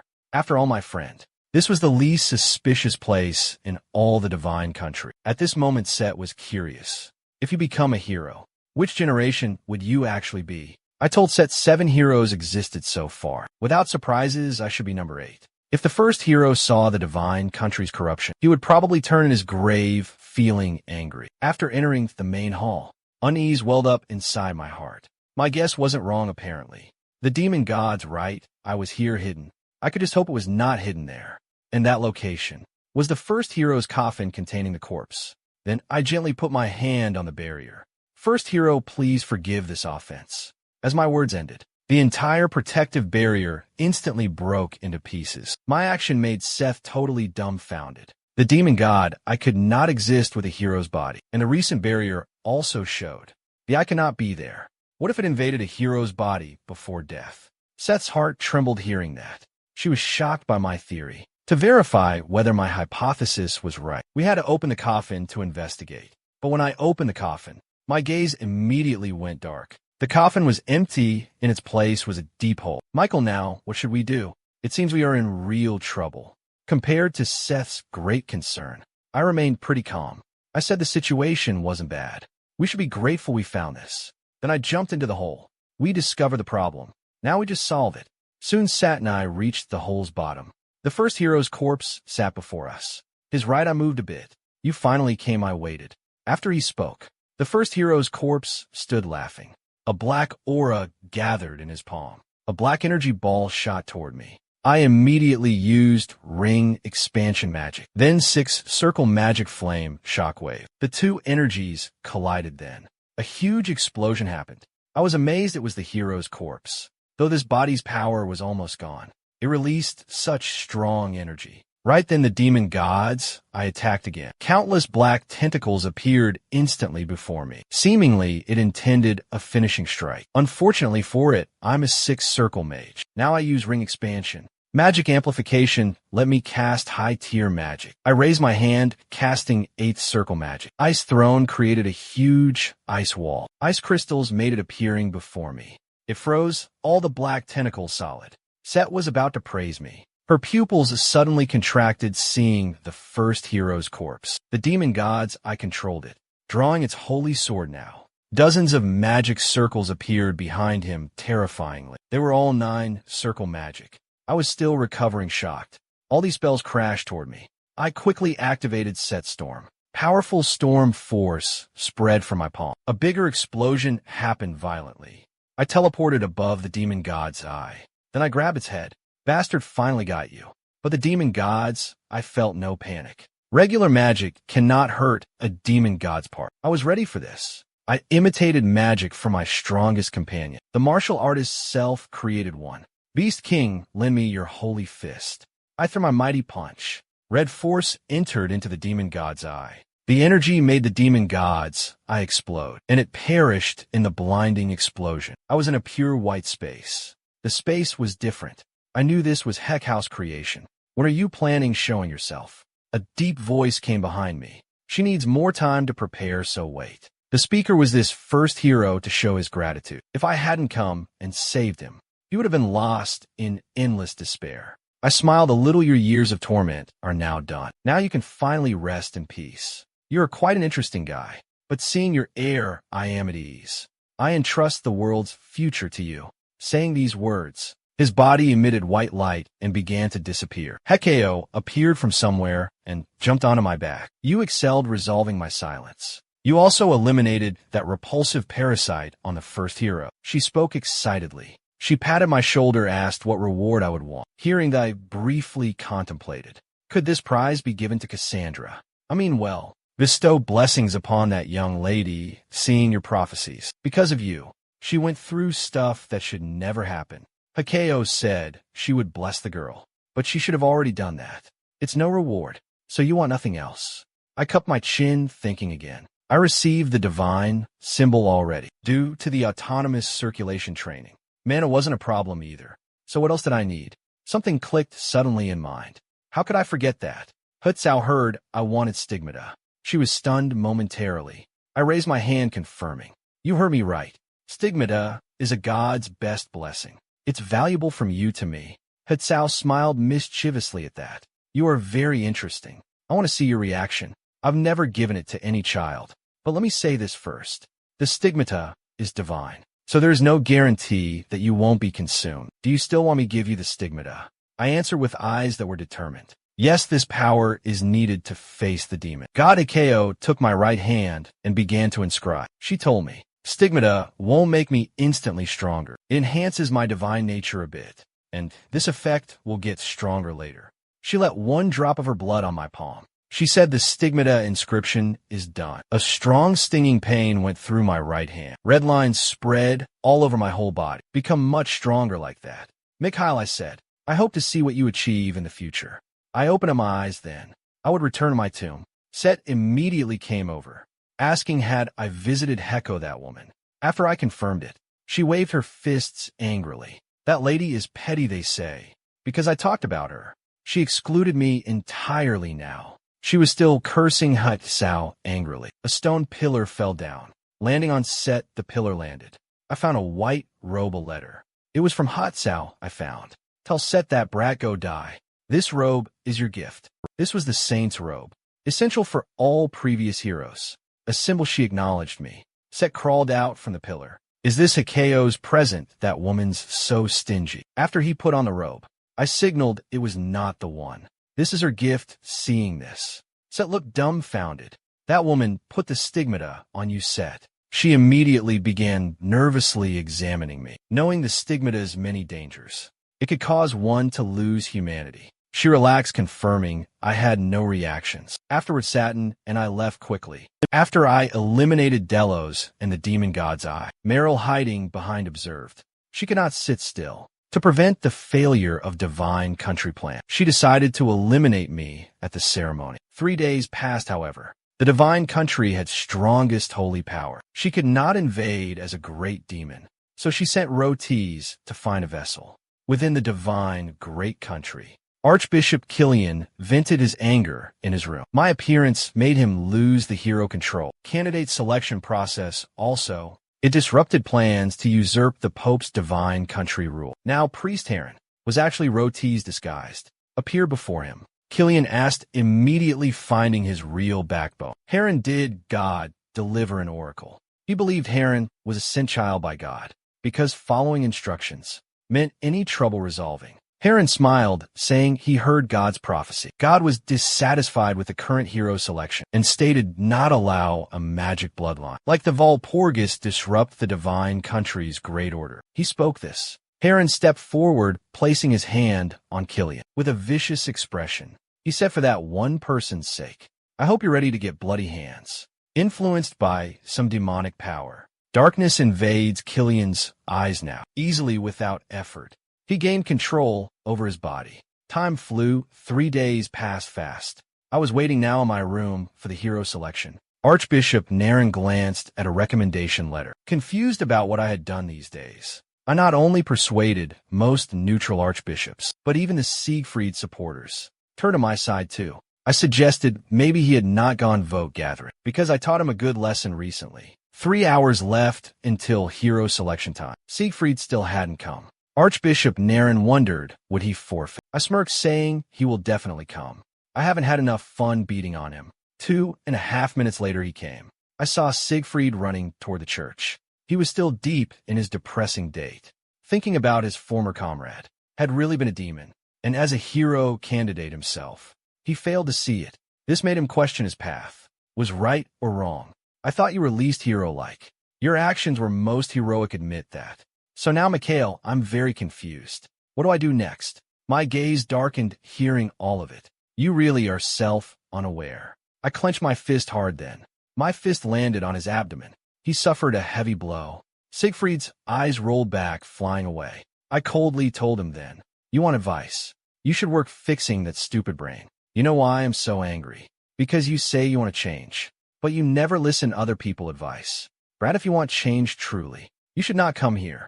Go listen, those you have bullied people. While I speaking, my face twisted in anger, my desire to punch him increasing. Seeing my face, Siegfried was in a cold sweat. An ominous bad feeling rose in his heart. Mikhail, please do not hit the face. Could you be gentler a bit? During the next 2.5 minutes, Siegfried's screams filled near the church area. His face was badly beaten up. Siegfried complained very sadly. Mikhail, do we have past life grudge? Why you always beat me whenever you see me? I just him lightly and replied, we sure have a history. If Cassandra hadn't appeared stopping me, you would be half dead now. A figure then came running fast. Panting, he told something bad happened. Meanwhile, the great hall inside, Archbishop Killian showed, having totally lost consciousness. His purpose was eliminating Cassandra. As Killian approached Ida, guarding Cassandra was responsible. She drew her sword, warning Killian. I advise not crossing this line. Don't blame for disregarding relationships. If I have to subdue you. Just as she spoke, a huge hand reached out. You disrespectful, 2 children. God is with me. Next moment. A big energy blast shot toward Ida.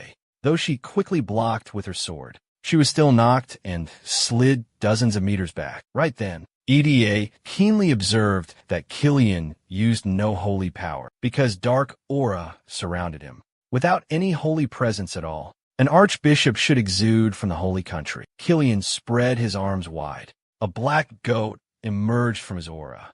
Ida wondered what kind of monster this was. Massive goat horns appeared right before her eyes, moving too fast to be dodged. Her life flashed before her then. Am I going to die right now? Suddenly a clang rang out. A huge shield appeared and blocked it. Seeing that, Ida grinned happily. You're late, my lord magician. I held Siegfried and replied expressionlessly. I'm never late. It might be because of your brother. Killian became more agitated seeing me. His trembling body suggested something. This is your grave, but the next moment, his attitude totally changed. He smiled, extended a hand to Siegfried. Boy, get over here now. That's the wrong place for you. Remember who raised and guided you. Hearing this made Siegfried hang his head. Unsure what to choose, he asked me softly. The choice has always been yours, I responded. But you have to own your decision. Now he wasn't confused anymore. Drawing a sword, he took a fighting stance. With determined eyes, Siegfried declared, as a holy knight, I won't join someone with demons. Not even Archbishop Killian, who fostered me. This enraged Archbishop Killian, making him tremble. He couldn't handle Siegfried's betrayal. He has obeyed him since he was a child. But he accepted it since being touched by Heron. He could hear divine revelations now. God is with me, I laughed coldly. You didn't hear divine revelation. It was your death sentence. I have played along now. Meryl, isn't it time to show true face? Killian gave an evil smile. Massive black horns grew from his head. Through our short conversation, Meryl learned I was the mage. The mage eliminated the odious monarch. She didn't take me seriously. Whatever you use defeating that odious one, you cannot defeat me using 6 circle magic. I'm a great demon surviving long ages. I looked contemptuously at her. Stop it, you bastard. The odious monarch was a discarded card. He was a great demon. How could you be not anxious? After seeing that I defeated him, Meryl gave an evil smile then. You're arrogant, see if you can laugh later. She was confident Rotiz has gone to the holy temple. If he succeeded, this divine country will fall into her hands. No matter what trump card I revealed.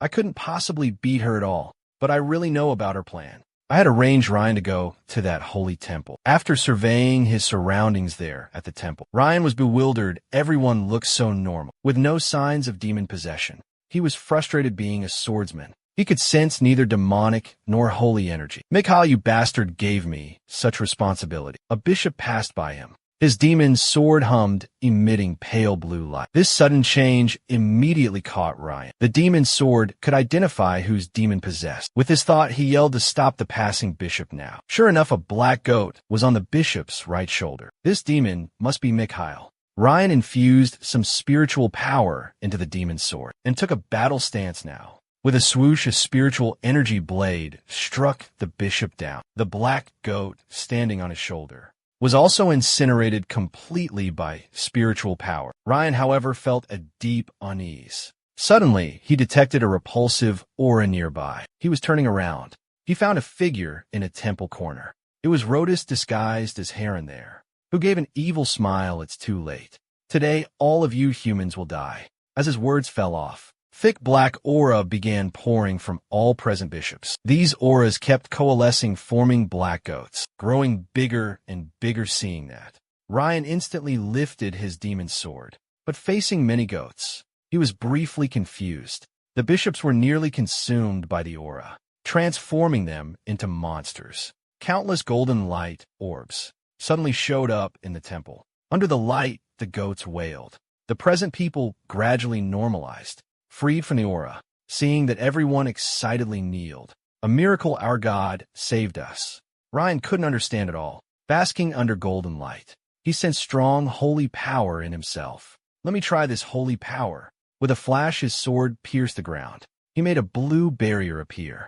The barrier expanded, getting larger. Blue light beams shot forth. The black goats were instantly blasted to dust. Meryl immediately sensed something happening at the temple. How could such powerful holy power be there? Did a god intervene, perhaps? I grinned seeing that. Looks like many years of careful plans are failing. I should thank you, though. I am thanking you. The divine country regained long-lost piety, finally. She was outmaneuvered. Meryl became angry. You bastard, you will die now. She raised her hand, speaking to strike me. Her black energy approached me. A green storm burst from within me, withstanding easily the black attack. Meryl was thoroughly enraged. She refused falling to a minor mage like me. She unleashed everything. Her immense power caused the ground to start cracking, inch by inch, but I remained calm at this. Normally I can't counter that power, but Meryl overlooked something. Whether Killian's puppet body could take such an outburst, and this was the divine country, possessing the strongest holy power. It's the place where God's power reached its peak. Hutsao arrived from the temple near me. One impudent piece of garbage, causing chaos in my divine country. A blue light pillar descended from above, hitting Meryl's position precisely. Under powerful holy force like that, Meryl could only flee, abandoning this body. Don't you celebrate too early, Michael. I will kill you later or sooner. I gave a laugh dismissively. Go ahead, try me if you dare. The bishops are standing outside the church. They witnessed several light pillars shooting skyward. Everyone fell to their knees, hands clasped devotedly, because everyone sensed the deity, absent from the divine country, has returned. The scene showing Meryl. She escaped back to her lair, disarrayed. Damn you, Michael. Also, Purgus, you destroyed my planning, costing me so many souls. I'll take your life, meeting you next time. But before any of that, Rhodas, explain something important to me. She spoke. A black goat rushing out. Its mouth was wide open. Rhodas flew from within. Rhodas quickly knelt before Meryl. He spoke, trembling. Great Lady Meryl, I thank you for saving me. I can explain everything in the holy temple. Meryl's eyes became cold hearing this. Your useless life means nothing. She spoke. A huge black horn violently pierced Rhodas's body. Your memories are useful now. Only reason I brought you back here. Rose's body completely vanished then. A single red pill stayed there. Meryl took the pill, swallowed it. I'll see what happened in the holy temple. 3 days after, in the divine country, hero appointment ceremony was happening. Expected, I became 8th generation hero. Set commented beside me. It's just a few days since the great demon incident. They confirmed your status so quick. Divine country's efficiency is really great. But Set knew nothing. The divine country had no option. Only me, because yesterday morning, Siegfried withdrew from hero selection. He was lost. His chosen path of heroism was totally rejected. Archbishop Killian's betrayal left him incredibly disheartened. He thought he could not become a hero. He wanted to withdraw from the selection. So I became the only candidate. When the crown, symbolizing herohood, was placed on my head, a bright pillar of light descended from above. It enveloped me then. These were Hutsao's blessings, celebrating my becoming a hero. Seeing this, Set looked real unhappy. Hutsao really values you spending so much energy. I successfully became a hero this lifetime, but I knew this was only the beginning. From this moment only, I truly gained qualifications to fight the demon god, to close the gap between me and that demon god fast. The day after becoming that hero, Ryan and I began new journey. Our destination was Count Reculian's territory. After learning our destination, Ryan felt the sky falling. He questioned why Hekao would choose him, who was hero just to seek death. Seeing his various dramatic outbursts, I suspected he maxed out comedy stats. He was nothing like that serious guy in his past life. I could understand his reaction, though. Count Draculian's territory was terrifying. It is the land of no sleep. It was a prosperous place years ago, but Count Draculian pursued an immortal body. He devoured half of his territory's residents. The divine country, then, sealed everything inside for his unforgivable crime. Ryan was puzzled still about why I went there. I said there were 2 reasons. First, there is a dungeon seal. Second, Count Draculian seal will break soon. The butler had been silent. He cried out that monster's going to be unsealed. But in theory, the sealed coffin should be impossible to open inside. I didn't explain details to them. I couldn't tell them I was truly reborn. So I could only use an excuse. This was Hutsao's revelation. After learning this was Hutsao's will, Ryan asked if I had ways to eliminate him. Count Draculian's immortal monster title wasn't just for show. I gestured Ryan to just relax, indicating that I already had a strategy. However, first before that, you need good training. Seeing my evil smile, Ryan trembled deeply, knowing I was plotting something terrible against him again. Sure enough, the next coming second, I cast a sleep spell at Ryan. The butler recognized I was now casting illusion magic, implanting many virtual selves inside Ryan's dreamscape. I asked the butler, did he want more strength? I also designed a training regime for you. The butler agreed joyfully, but he instantly regretted it. My method was having a horse ride him. He carried a horse using magic for 2 days, and nights after finishing this, I asked Set for intel on the next dungeon. But Set said that my actions were cheating since a divine messenger must ensure fairness after I repeatedly asked. She revealed small clues. She said Draculian's fall from grace was from fearing old age death. That was the punishment this dungeon's guardian gave failures. Seth also said that her guarded dungeon was the simplest of the Acer tombs. Other dungeons have many illogical beings. 2 days later, we reached Count Draculian's land. The butler shakily asked whether training time was done, and if he could release the horse back to normal. After I permitted, the butler fell on the ground. This wore me down. He planned lying on the grass for a nap. Seeing this, I sighed softly. You can sleep now. Shouldn't you first check your magic power? The butler discovered his magic power. Stagnant for years had grown. This greatly shocked him, young master. What training method was that? This was self-circulating training I designed for the butler, which could remedy the after effects of his extreme training from before. I'll help you break through the 8th circle. Mage's limits soon. We arrived at our territory's central city. The desolate scene there confirmed how serious Draculian's problems were. The barrier wall was a magic boundary, isolating contamination inside and outside. Back at that time, Divine Country dispatched holy knights sealing Dracula. They spared no expense on seal materials, so they all believed the seal was unbreakable. Unfortunately, this wall is failing soon. At this moment beside me, suddenly started violently coughing. She smelled a nauseating stench here, including these contaminated areas. This whole place is a livestock pen. I chuckled. A livestock pen, right? That analogy is quite accurate. Ryan behind me asked about charging in. I raised a hand pointing. No need to rush, start cleaning up from there. I was showing a village near the city. Arriving at the village, we found many people still residing here.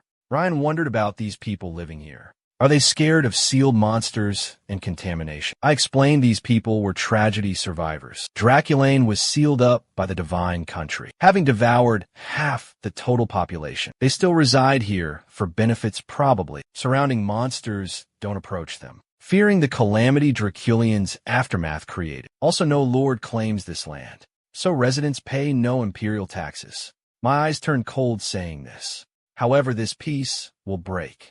Because Draculian was a competent planner, he planned for the aftermath. Since the moment he was sealed away, the butler quietly inquired, did the deity say how Draculian unsealed it? I am very curious. About a seal impossible to break internally. Could be undone because he had a demon helper, though we don't yet know its power. Then we all met the village chief, who told us this place was called Byakuya, now the most prosperous area within the territory. The chief asked did we want to remain, saying he could arrange for us great accommodations. I looked at him grasping his hand enthusiastically, thankfully. Chief, you're such a kind human. Finding lodging is just what we currently need. Ryan, also the butler, shuddered seeing my fake professional smile, thinking this chief faces some big trouble.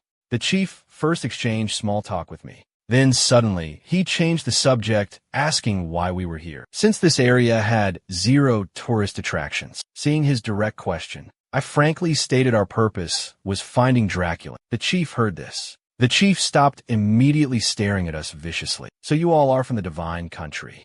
I smiled, my eyes narrowed. How is that possible? We came looking for Dracula out of personal interest, I told him, because we're quite interested in history. Then I hope you enjoy your stay. The scene changes to us at the village inn. I asked the butler his thoughts on the chief. The butler said that man's a demon's pawn. He used a common demon skill to deceive us. He views us as livestock asking to be confined. Saves the chief lots of trouble now. These words made Ryan's head explode. He didn't understand becoming someone's livestock. The butler's assessment is right, I told Ryan. The demons have marked us as sacrifices already. I raised hands, making a number 6 shape. You haven't noticed.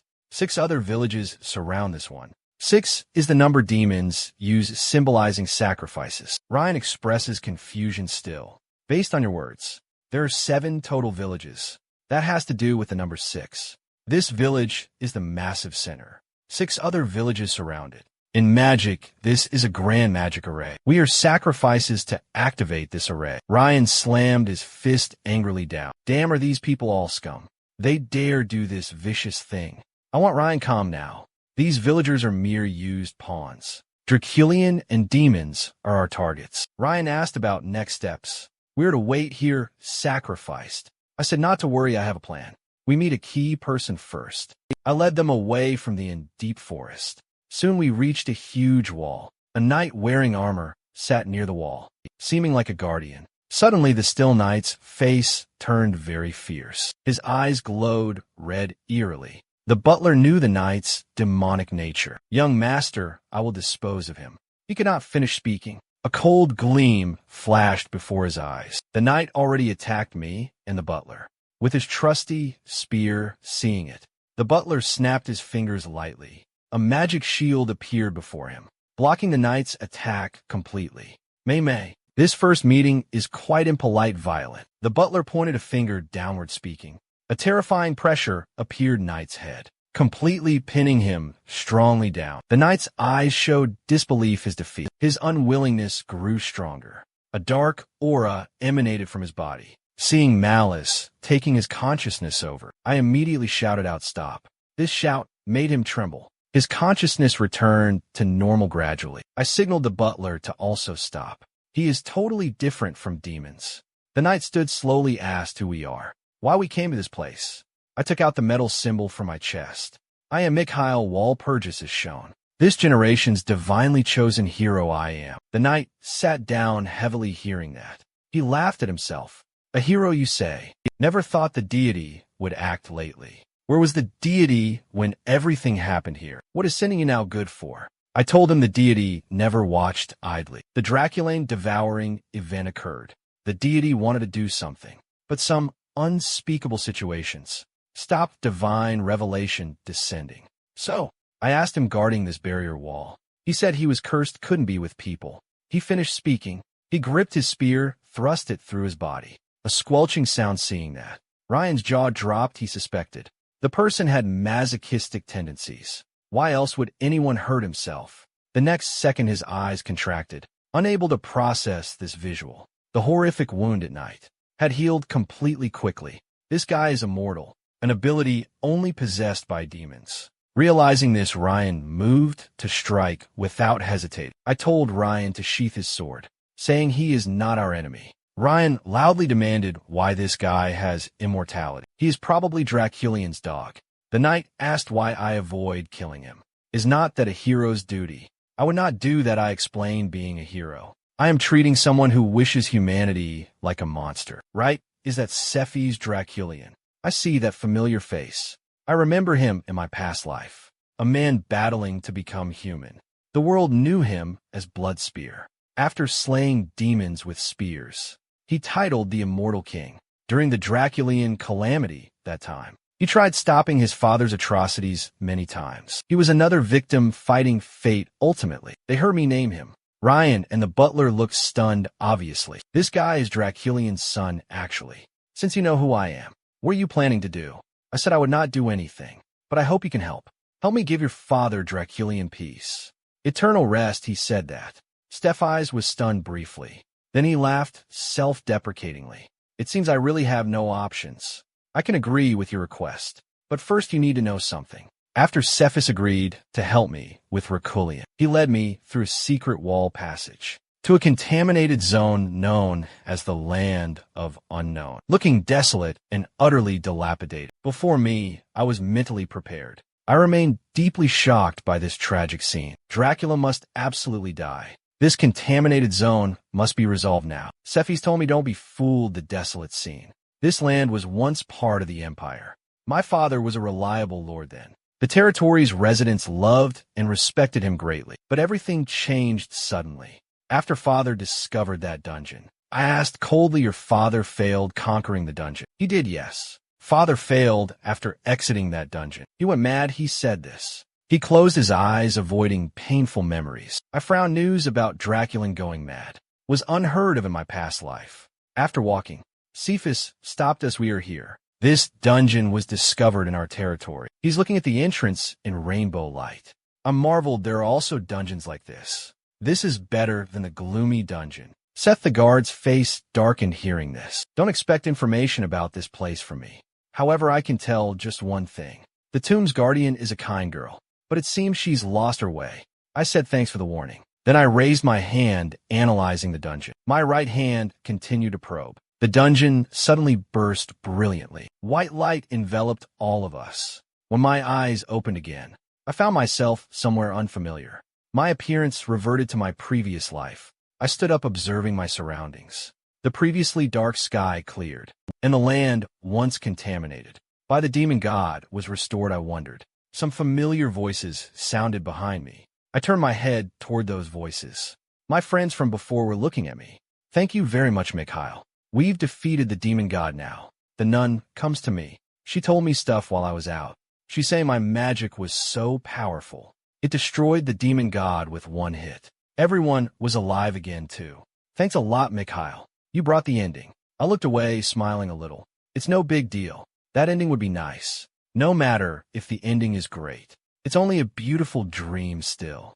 Time to head back now. The nun asks about this illusion. I gave her a smile.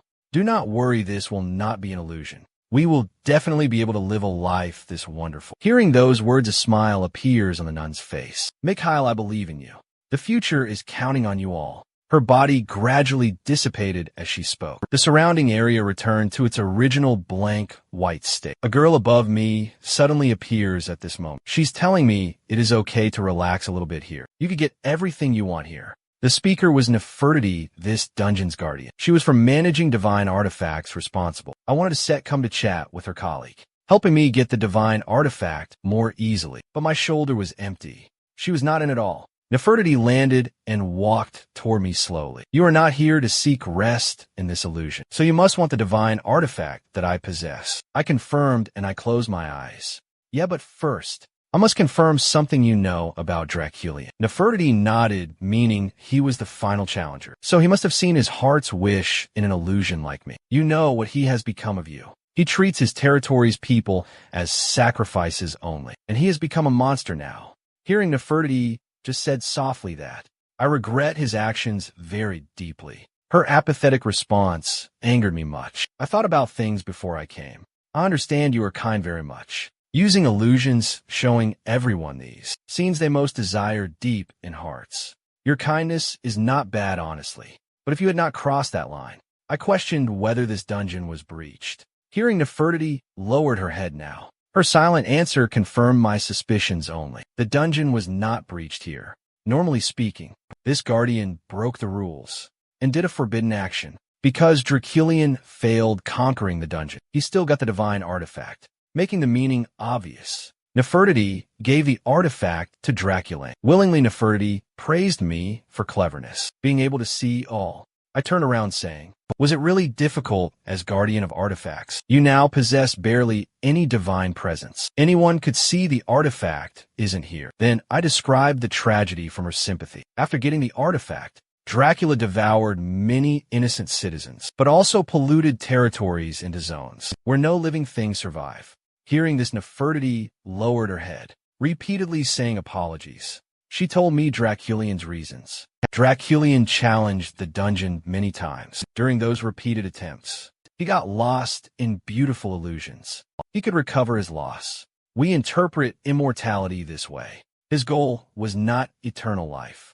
making the illusion into reality. resurrecting his dead beloved wife. Damn it, someone's love caused all this catastrophe. A desire for reviving his wife. Nefertiti asked about punishing her. I had no intention to. However, compensation is needed. Consider that I conquered this dungeon.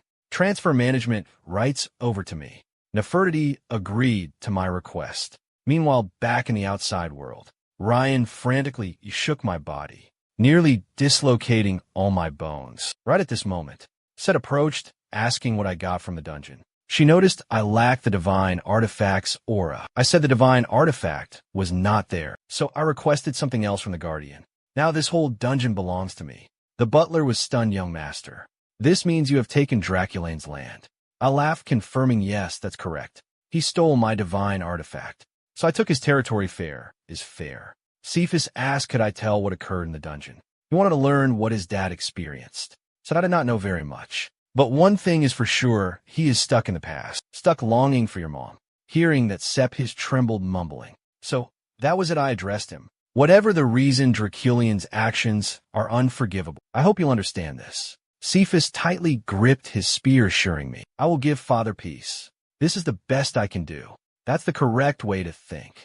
I have a task. You are to temporarily become Count Dracula. After I control the dungeon, the village chief reported our evening's activities to the sage. He suspected us spies from the divine country. Our appearance didn't match tourists. What tourist visits the barrier wall late night? The sage said, don't worry. Keep villagers calm, prevent them from leaving. After this task to the chief, dismissing him, the sage revealed his nature. Are they divine country? Interesting, should we kill them? Then the door was pushed open.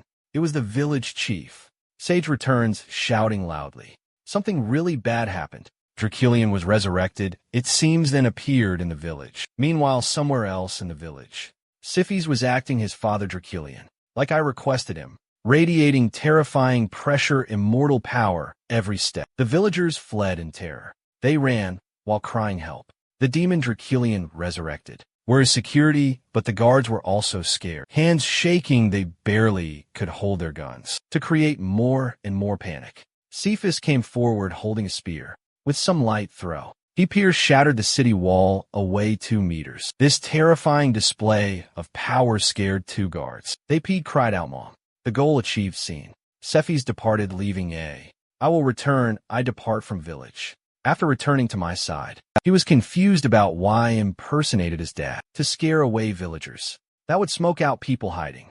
I explained to Cephas. Demons are sacrificing villagers with magic array. People need realize this place is unsafe and really want flee. Those behind scene will intervene. They will never allow their sacrifices escape. Next day, village chief desperately pleaded with all residents. Please do not leave village. Trauma from Draculian's appearance yesterday was great. No one will stay. This chaos was exactly what I wanted. As chief could not stabilize the whole situation. Those hiding would surely appear soon. As I expected it. Before long, a smiling old man approached us. Someone everyone calls Sage.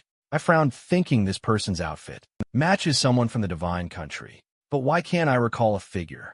Everyone please be calm. The one raiding the village was not Draculian. That evil aura was uniquely Draculian's. The sage then explained. If that monster Draculian came, he would have contaminated this area. Look down at your feet. Do you find death or undead energy? His words eased the residents' hearts. The sage also told them, yesterday was maliciously caused by outsiders. Those in power outside covered us. They want to destroy our peace. The sage rambled on about unity. The people present suddenly dilate pupils, followed by their eyes rolling back. This change took me by surprise. He was making excuses, I thought, but brainwashing was his real plan. The sage had now revealed himself. He was controlling everyone with an evil grin. Witnessing this scene, my anger immediately flared because mind control I hate. Stealing others' free will. Turning people into puppets is totally disgusting. The butler stepped behind me, noticing my look. The sage was in big trouble now. I approached the sage, clapping loudly.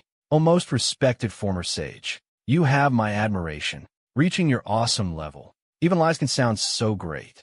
Just then, the sage knew the outsider mentioned by the chief. An outsider, he warns. I had no right interfering in village affairs. I'm an outsider truly. I shouldn't interfere in such things. But sadly I am a hero now. I drew my staff saying, though mind control magic was always troublesome demon magic, it frustrated me in past lives. After rebirth, I found a solution. The most brutal solution ever. Strike indirectly really hard. Beat someone until they question life. They'll have no energy controlling bodies. Fired up, I started attacking.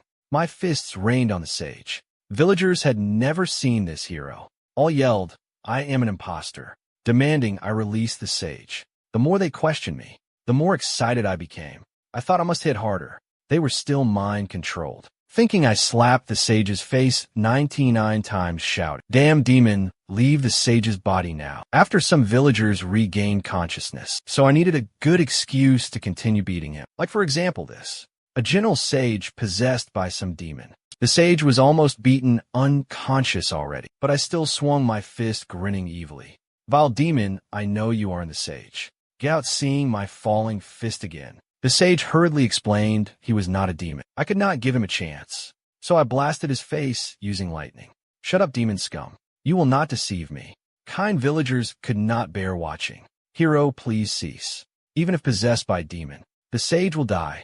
Do not worry, I already told everyone. A hero's fist carries divine power. They only affect demons, so the sage will live. After speaking, I stomped on the sage's face hard again. Finally, the sage fainted under my repeated care. After breaking his mind control spell, I told everyone about Draculian's incoming revival. I'm sorry, everyone, but this demon possessed the sage released Draculian. After talking, I kicked him a few more times. The villagers panicked too much to care for the sage. Hero, can you please save us all? Under my suggestion, finally, all residents temporarily evacuated their beloved villages. After resolving all of this, time to talk with the sage. After I woke him, he claimed I was a fake. He hadn't received news about the divine country. Selecting a hero, so I responded coldly. You are not receiving news means I am not real. After all, Meryl is busy to send you any information. Then I learned the whole story about this Draculian incident from him, because demons were unable to breach the dungeon, but wanted that divine artifact.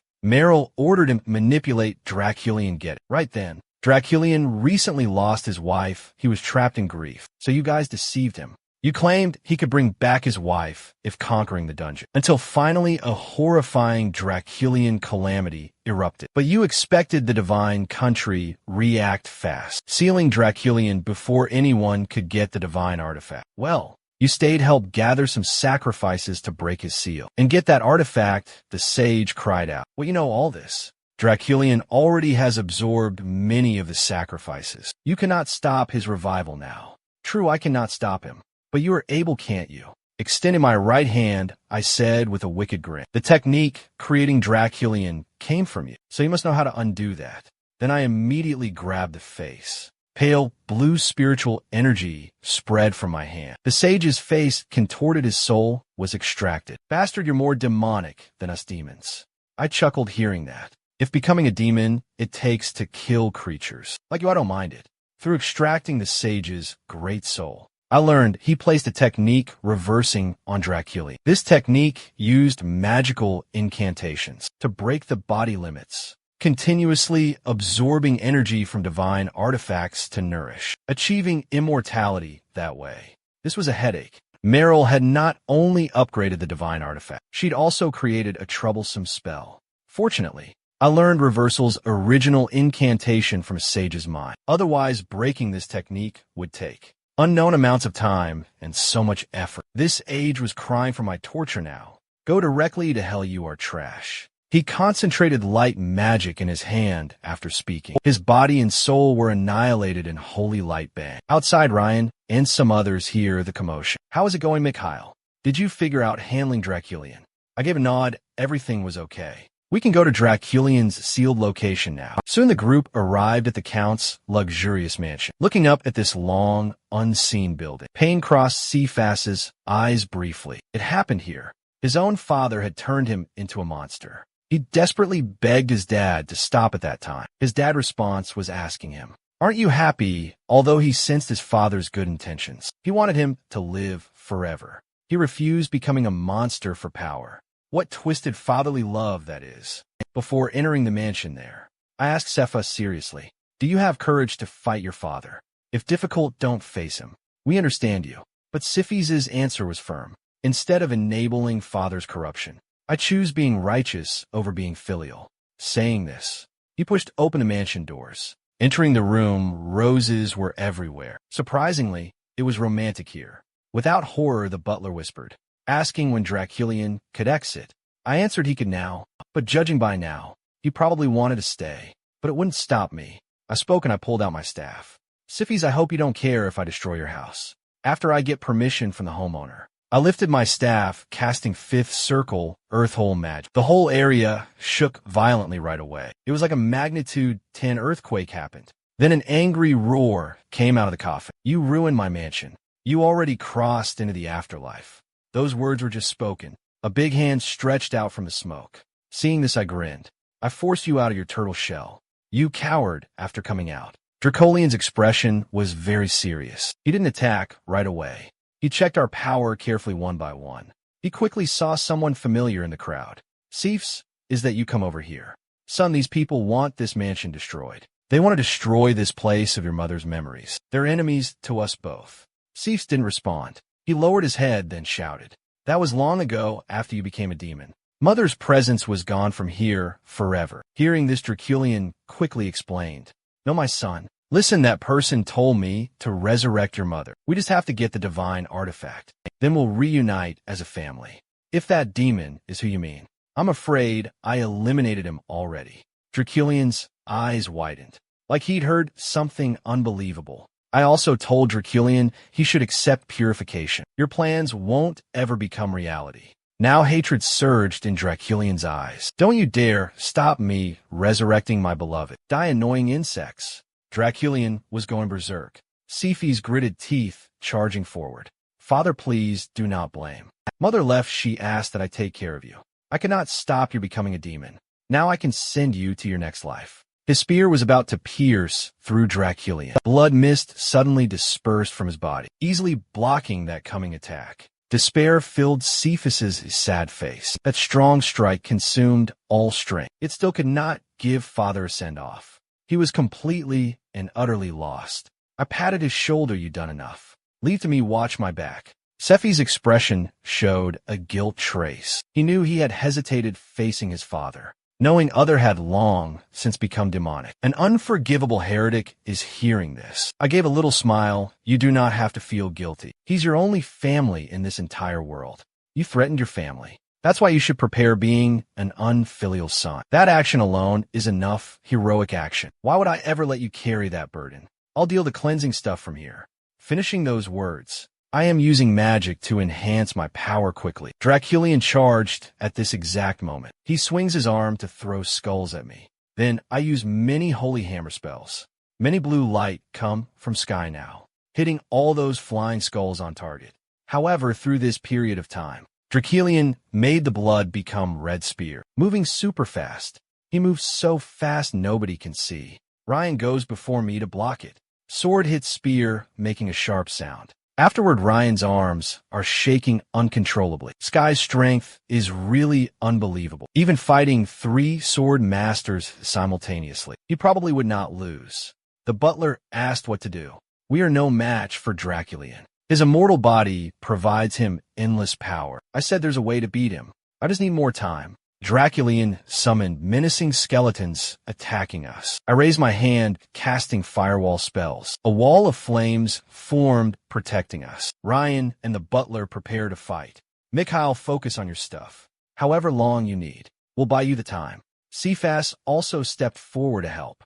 He had let go of inner demons. His only wish now is for his father, Draculian, to truly rest in peace. Draculian saw his son truly opposing him. He could not understand his son opposing him. Everything done was resurrecting his mother. All these years he followed the sage's guidance, told sacrifices were absolutely needed. He sacrificed nearly half the territory's people, told he needed the dungeon's divine artifact. He braved the dungeon without any hesitation, never giving in, even bloodied battered.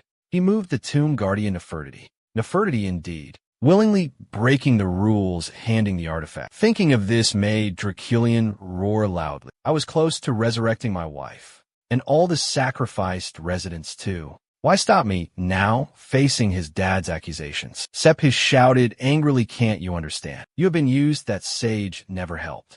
He wanted a monster serving his purpose. Hearing this made Draculian halt. Fear appears across his face. He's lying, everything I did cannot be useless. He recalled the sage's warning. You will face false visions. Only overcoming them fulfills your heart's desire. Thinking of that, Draculian formed a blood energy ball. You must all die eliminating these illusions. My wife returns to me. A pure white figure stood nearby. Seeing that, Draculian froze. A white mage, the divine hero. Using his momentary pause, I cast the circle immediately. Holy light magic bursting from my chest. It dissolved Draculian's blood ball and burned up both his hands. With his immortal body's ability, he restored his arms quickly. Don't be cocky, brat. Hero, or not this my turf. Saying that, he lifts his hand. He uses blood essence, creating many crimson spears. Witnessing that attack's power previously, I understood fully. Our little team cannot withstand many spears. But you are not alone possessing divine items. I summoned Set. I asked could she control Draculian for 3 minutes. Because I've got the reversal spell cracking Sage's head. Now 3 minutes are left, the spell breaking happens. Set said it is no problem. She could easily manage not 3 minutes, but 2.5 hours needed. Then, with a humming sound happening, a powerful green storm swept the whole area. Stuck within the wind wall, Draculian gasped, this a divine artifact's power. You possess that kind of power. I just chuckled, if trash like you can get one. As a hero, is it natural for me to guard one? My artifact was earned through my effort. Yours was given from pity. So do not think you can escape my storm. Draculian sneered, your artifact might be stronger than mine is, but time's always with me. Can your lifespan compete against my immortality? I'll wear you out for a century until you die. I held a finger up, I won't drag this fight out. You better enjoy your last minute. The countdown finished. Many magic circles connected by rings appeared behind me. I said, cancel immortality. Then all the blood spears shattered at once. Draculian's arms exploded, touching the magic circle. He was horrified his arms would not regenerate. Then he realized his proud, immortal body had lost immortality under my powerful attack. He still refused to believe I could destroy an immortal body. That would take infinite life and magic. His doubt was understandable then. With my current power, it seems impossible. Unfortunately, that is for him. He possessed a divine artifact. I had rights over all the dungeon. Draculian shouted, I've become the master. Even you have no power rights. I told you before, your artifact came from pity. Those methods won't be accepted. As Lord, I have authority. Draculian lay on the ground, looking sad. My efforts have been for nothing. Finally, he closed his eyes. Awaiting death, hands cradled his head. Father, please do not run. Apologize for the trouble you've caused. I've done nothing wrong bringing back your mother. Siphies could not contain his emotions. If you're innocent, what sin did those folks commit caught in your grief? What about me, made to carry everyone's sacrifices? You know how I detest this immortality you gave me. I was forsaken by the whole world because of it. From now, I'll probably just live on hating this blessing you bestowed. Seeing his son's deep sadness, Draculian regretted all his actions deeply. Though he wanted his son's forgiveness badly, he dared not hope for any in his final moments. He knew the great harm his actions caused Sepis. Sepis' voice sounded again near him. Hearing this, Draculian lifted his head slowly. Father, despite your many wrongs, you're still my most beloved person. I'll live well atoning for your sins, Dad. Hope you and Mother are happy together in the afterlife. When he looked upon the happy family photo, featuring the 3 of them on the wall, he finally releases his obsession, and also the demons haunting him. I'm so sorry, child. I caused you much trouble. Now please care for the territory's residents. With those words, he thrusts a hand into his heart. A stone emitting red light appears in his hand. Hero, the divine artifact you wanted is this. I don't need it anymore. I spoke coldly. Have you nothing more to say to Cephis? He reaches out, stroking Cephis' cheek. I don't think it's needed. My son is grown. I just have one thing, son. I've been very sorry. After we resolved the Draculian incident, I then brought the artifact to the dungeon. Nefertiti understands my purpose immediately. You want the divine artifact on your body, don't you? After my affirmative response, she stated, I passed the dungeon's trial and was eligible to receive the imprint. With that, she lifted her hand, beginning the imprinting. Next, golden flower petals cover my right cheek. A flower petal design appeared on my hand. Before I was getting ready to go, I questioned Nefertiti about the incident. Nefertiti confessed it was her mistake. She hoped originally Draculian would bestow blessings with the divine artifact. Never did she imagine he would do that. This is your fault, certainly. You should have considered carefully before handing him the divine artifact. For punishment, I won't close the dungeon, and you should take this time to reflect. Maybe new challengers will come here soon. I will be observing your every action now. After I dealt with Nefertiti, I addressed the land pollution problem, but the contaminated land hadn't recovered yet, with Draculian dying instead. It showed signs of getting worse. Using divine power was our only option. The effectiveness was pretty low. Set told me totally fixing this place would require 1 year minimum. Staying here wasn't our responsibility either, especially since there's more important work. His words gave me a helpless smile. You told me I'd purify personally this. Did you forget my father is a marquis? We can well purchase things for families of magic. Fixing this type of pollution means spending some extra money. About much bigger plans here. Ryan's voice came from behind suddenly. I turned, seeing him running towards me. Mikhail, some very important person, is in town. Their status is unbelievably high. You have to come and see immediately. I smiled, saying that there was no need. You must be talking about Duke Lindell. Ryan was shocked how you knew that. Don't tell me you are a mind reader. Can't read, mine's is grace. The Duke is behind you now. The Duke and I went to tavern. He explained his visit purpose there. He came representing His Majesty the Emperor to reward you for resolving the Draculian case. You helped eliminating a potential Empire threat and enabled reclaiming this territory for the Empire. So Mikhail, have you decided your wants? I glanced at Duke Lindell, offering a reward. Didn't match his sly fox image. I already decided my reward, though. I directly stated I want a restricted zone. Cunning Duke Lindell immediately got my meaning. I want all of Draculian former lands and establish my very own autonomous region there. Duke Lindell's fist slammed the wooden table hard. Mikhail, you understand what you are saying. His eyes suddenly widened. He spoke. An extremely terrifying pressure descended upon me. I was thinking, was this Duke Lindell only trick? The first time I returned to life, I went breaking off the engagement with Eileen. He used pressure to intimidate me. Now I had become a great hero. Such silly tactics were useless against me. Seeing I calmly withstood the pressure, Lindell was somewhat surprised, then thinking, this guy's strength improved so rapidly. Mikhail, a restricted zone in Empire territory violates law. You're knowingly breaking rules. I cannot grant this reward. I spoke calmly, Your Grace.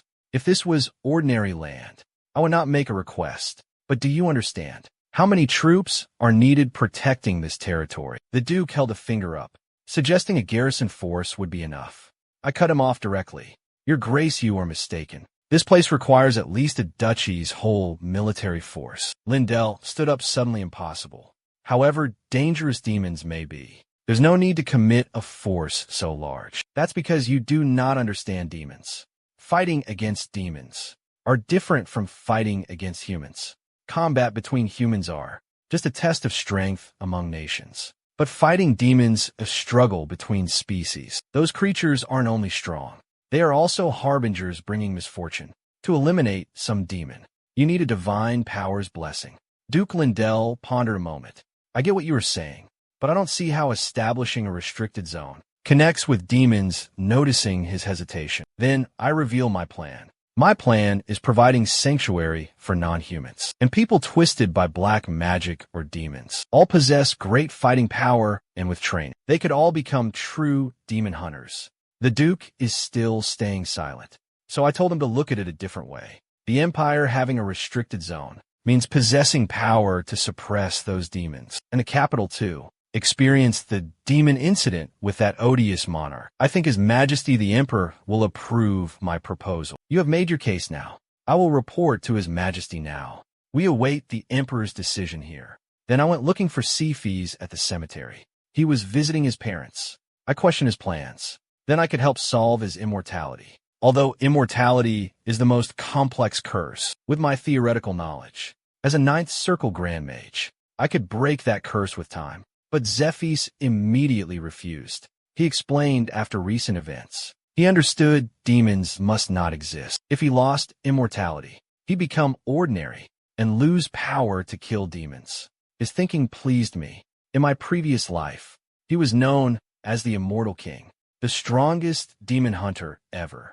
His revenge desire concerned me now. Hating demons isn't necessarily bad. In my opinion, vengeance would consume his biggest misfortune. So my biggest responsibility is see fast, making sure he never crosses any line. I grinned, telling Cephas I'd help with revenge. I promised not a single demon would escape. Then I explained the restricted zone plan. I disclosed everything to Cephas, turning this land into a hunter's domain, creating plans against all demon attacks, and my current deals with His Majesty, the Emperor. I'm wondering now, if you want to lead the demon hunters. In my land, Cephas seemed shocked by this.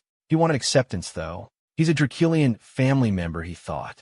The son causing this whole catastrophe. He had no such leadership rights.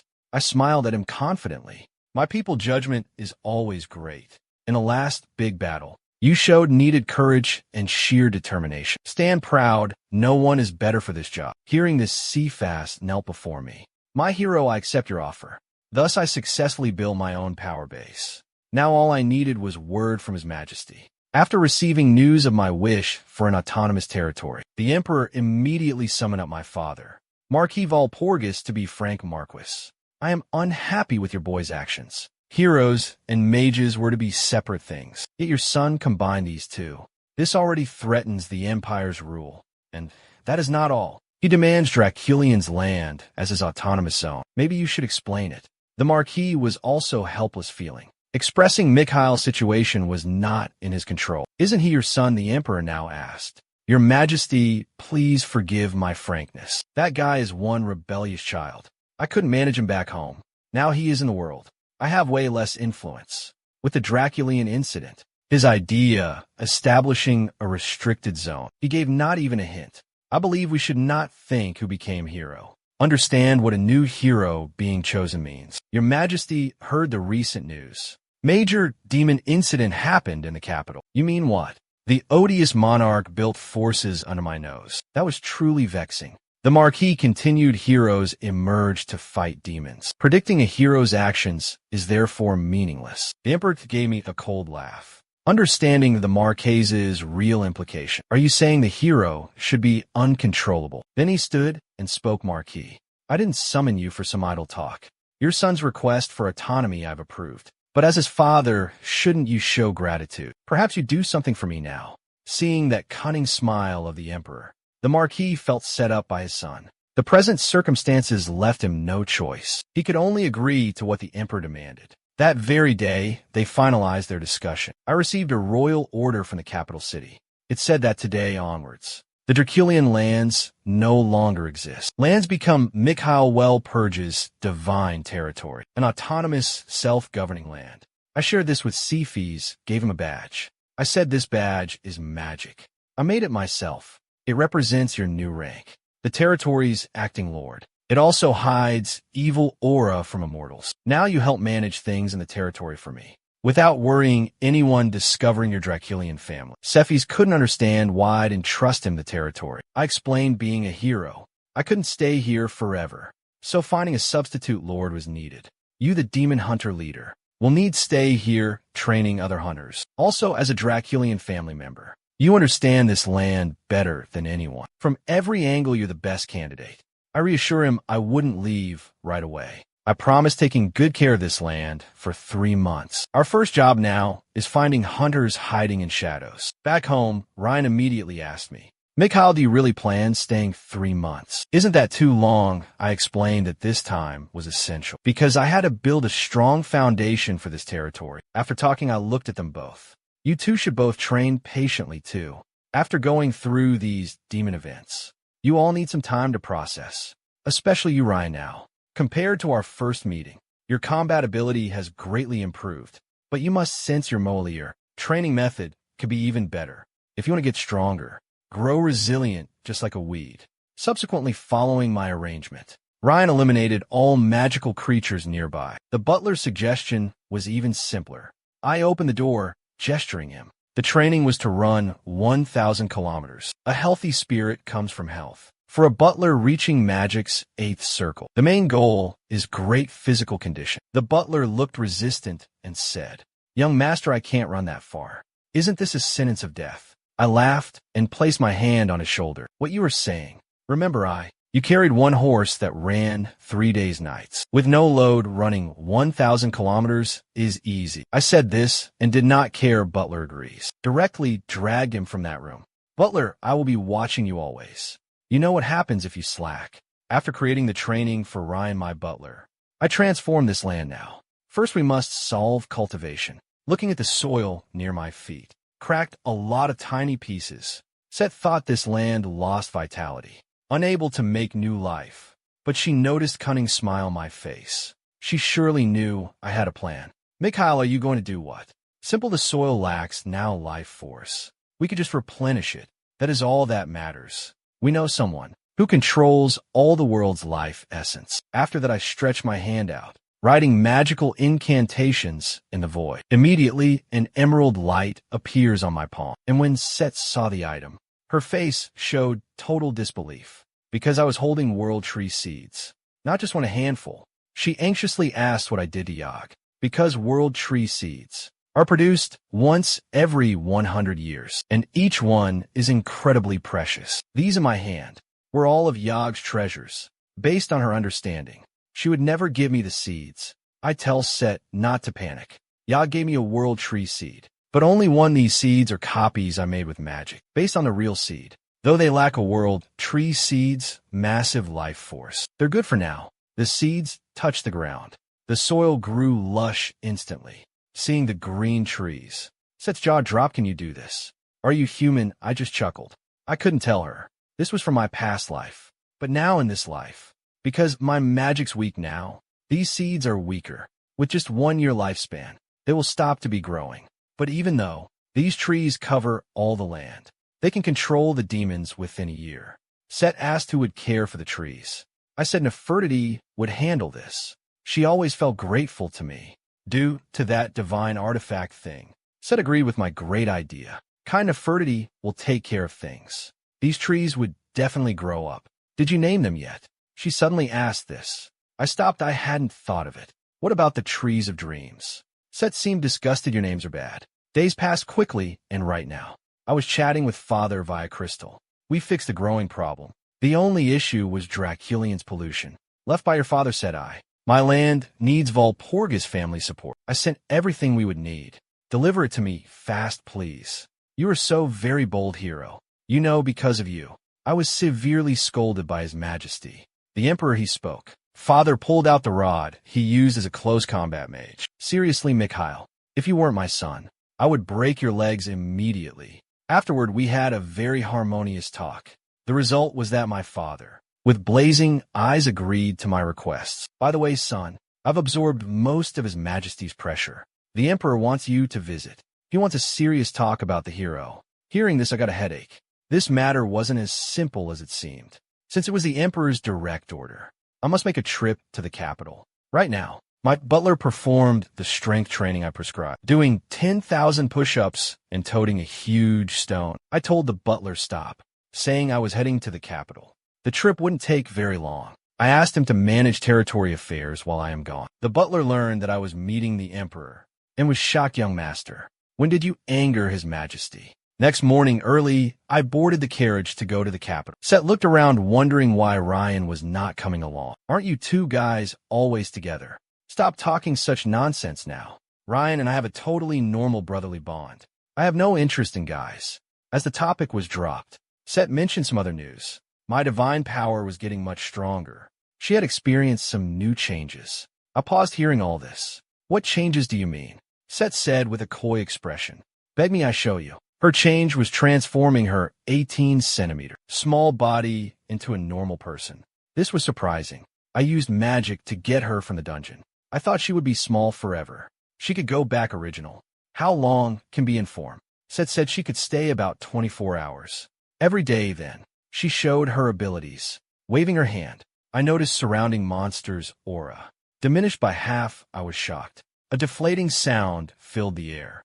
Set's head had a hole. Internal gases leaked out. After struggling seconds, her returned 18 centimeters short form. You said you maintained this form for 24 hours. How come you lasted 3 minutes? Maybe I was too excited, losing control of my power, using all transformation time at once. Seth said, embarrassed, tapping her small head. I didn't mind it though.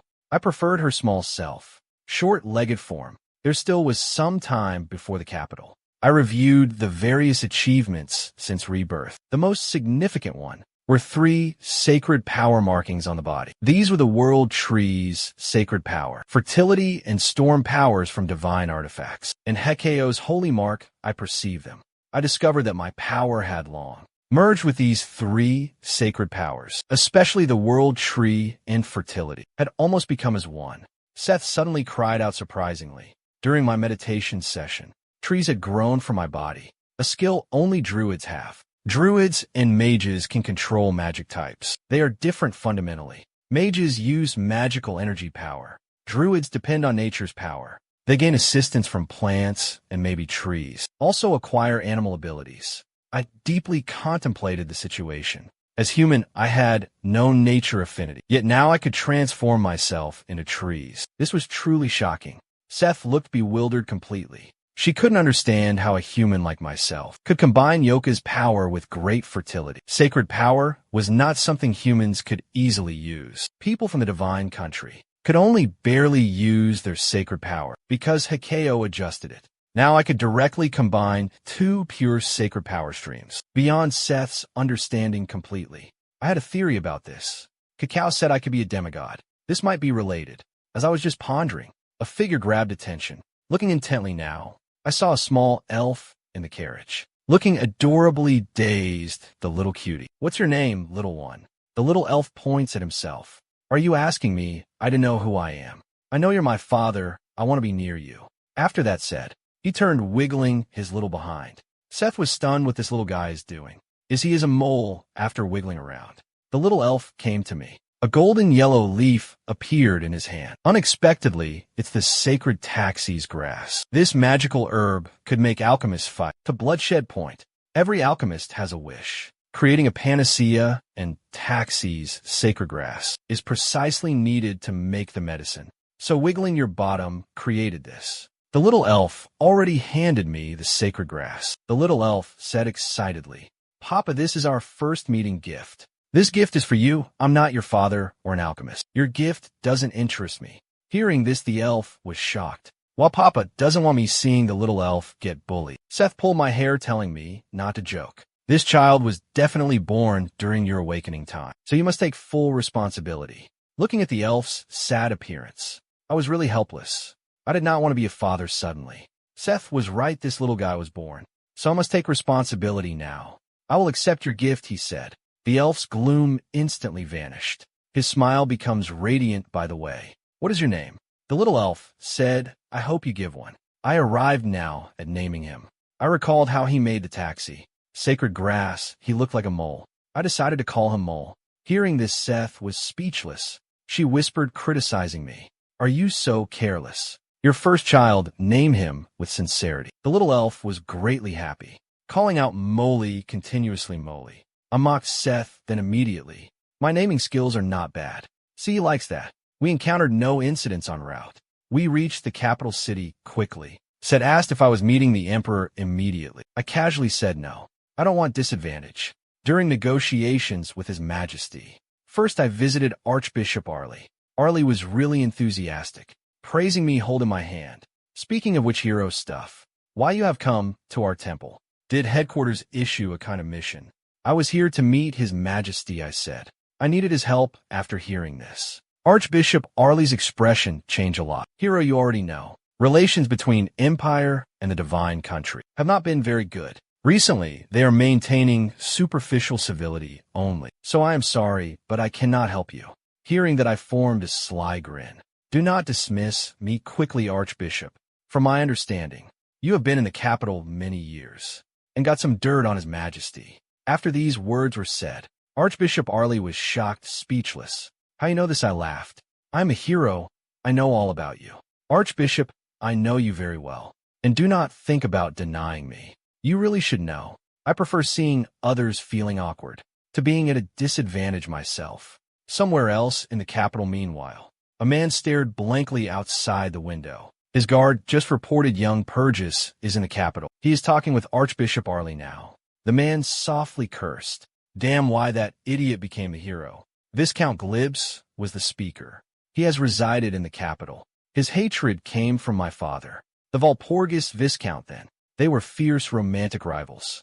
Mom chose Dad eventually. Viscount Glibs has since then hated the whole Valpurgis family. Young Walpurgis has now appeared in the capital. What do you want your subordinate to do? Glib told him, do not act rashly. The corrupt divine country has lost all credibility. His Majesty personally summoned him, though, suggesting the Emperor favors the Valpurgis family. He will not allow power balance among the four big families to change. He began thinking how to deal with me. Meanwhile, on the other side, I was sad life's so full of twists. For example, my father lifted me by my head. His murderous gaze made clear. He really wanted to love me. Just minutes ago, it seems. I got the information from Archbishop Arley right after walking from the temple. A familiar voice sounded behind me. Son, where are you now going? An ominous feeling arose inside my heart. I turned around, seeing my father. Viscount, his gaze was fiercely frightened. He was holding a large wooden staff used as a combat mage. Father, I missed you very much. Could you put the staff down to talk? The Viscount twirled his staff, saying it was his way to converse. Why must I put down it? What father uses a staff on his child's head? A mischievous smile spread widely. I mumbled quietly. Other dads probably wouldn't do this, but you totally would, father. You said you'd be in the territory. How are you in the capital? To discuss recent events seriously. He's lifting his wooden staff, chasing me, trying to break all my legs. The Viscount brought me to a capital residence. Let's talk about meeting His Majesty. You seem pretty calm now. I answered, panicking is useless. What's done cannot change. Sipping tea, I added then. Convincing His Majesty to fight demons wasn't hard. The four great families are the real problem. The empire's made of many nobles. Among these many nobles, the four great families have the most power. Each is a pillar supporting the empire. But up to now, I could only trust the Lindell family. In Valpurgis families, the Viscount was silent. Are you saying the other two families are bad? Just thinking of Glibs. The Viscount got a headache. If we discuss which family might create problems, it's definitely the Glibs family. The Viscount asked about my future steps. I said I'd figured a way to control Glibs, but I would need his assistance. After saying goodbye to father and exiting the residence, Seth commented on my relationship with the Viscount. Your father-son bond is strange. If you didn't both share red eyes and blonde hair, I think you were from a garbage dump. My gaze shifted toward a nearby alley. Are we follow now? I used my perception ability, quickly finding 3 people following us. 2 guys right, 1 guy left. Our guys from the Dark Forces Guild. I expected followers, but this tracking method is so amateurish. Then a vibration came from behind. I instantly knew 3 were distracting me on purpose, with a hidden guy behind all them. The actual tracker. Shaking this person would be super easy. I wanted to see what the Dark Forces became. After I had cleaned the sewer rat, the capital's biggest dark force. It would be bad if another great demon, like the monarch, appeared carelessly. So I must confirm things. The girl tracking me peeked, thinking, is this the rumored hero? Looking at his skinny arms and legs, she doubted he could actually purify the capital's great demon. In Dracula, she was figuring to investigate me. She suddenly realized the street was deserted. Shocked badly, she thought, what is happening? I was not paying attention. And how did they suddenly disappear? She curses to herself, damn it. I made a super basic mistake. Then she gazed frantically around the area. She knew she had to find him now. Where are you searching? I appeared behind her, smiling. My gaze immediately turned super cold. If you don't want to die now, tell me your organization immediately. The girl transformed into a black shadow, creating great distance between us now. With a single fast movement, he disappeared into the crowd quickly. She could not understand how I discovered, because after all, master-level experts couldn't detect her hiding ability. I saw through it easily. Now she was certain of one thing. I possess true heroic talents. She must report this fact to the guild. She took a roundabout route, trying to lose me. Zigzagging many times, she reached the guild entrance. Completely breathless, she was. Finally feeling safe. Her thought was cut short. I appear beside her. Your base is here. The girl screamed like seeing a ghost. You followed me. I did not respond. I exposed her identity directly. Based on the shadow, invisibility. You are a dark elf. Talia controls the sewer rats now. After his death, she was wary. How do you know about Talia? I laughed. Is that so hard? Aren't dark forces controlled by dark elves are limited to Talia? Anyone could figure it out. I demanded the girl to lead me to her guild. The girl looked very embarrassed. She nervously poked her index fingers, asking if we could go separate ways. She was a guild officer. Being escorted back would be too humiliating for her. I refused her ridiculous suggestion. I raised my hand, casting a sleep spell. The girl blurted, "You bastard."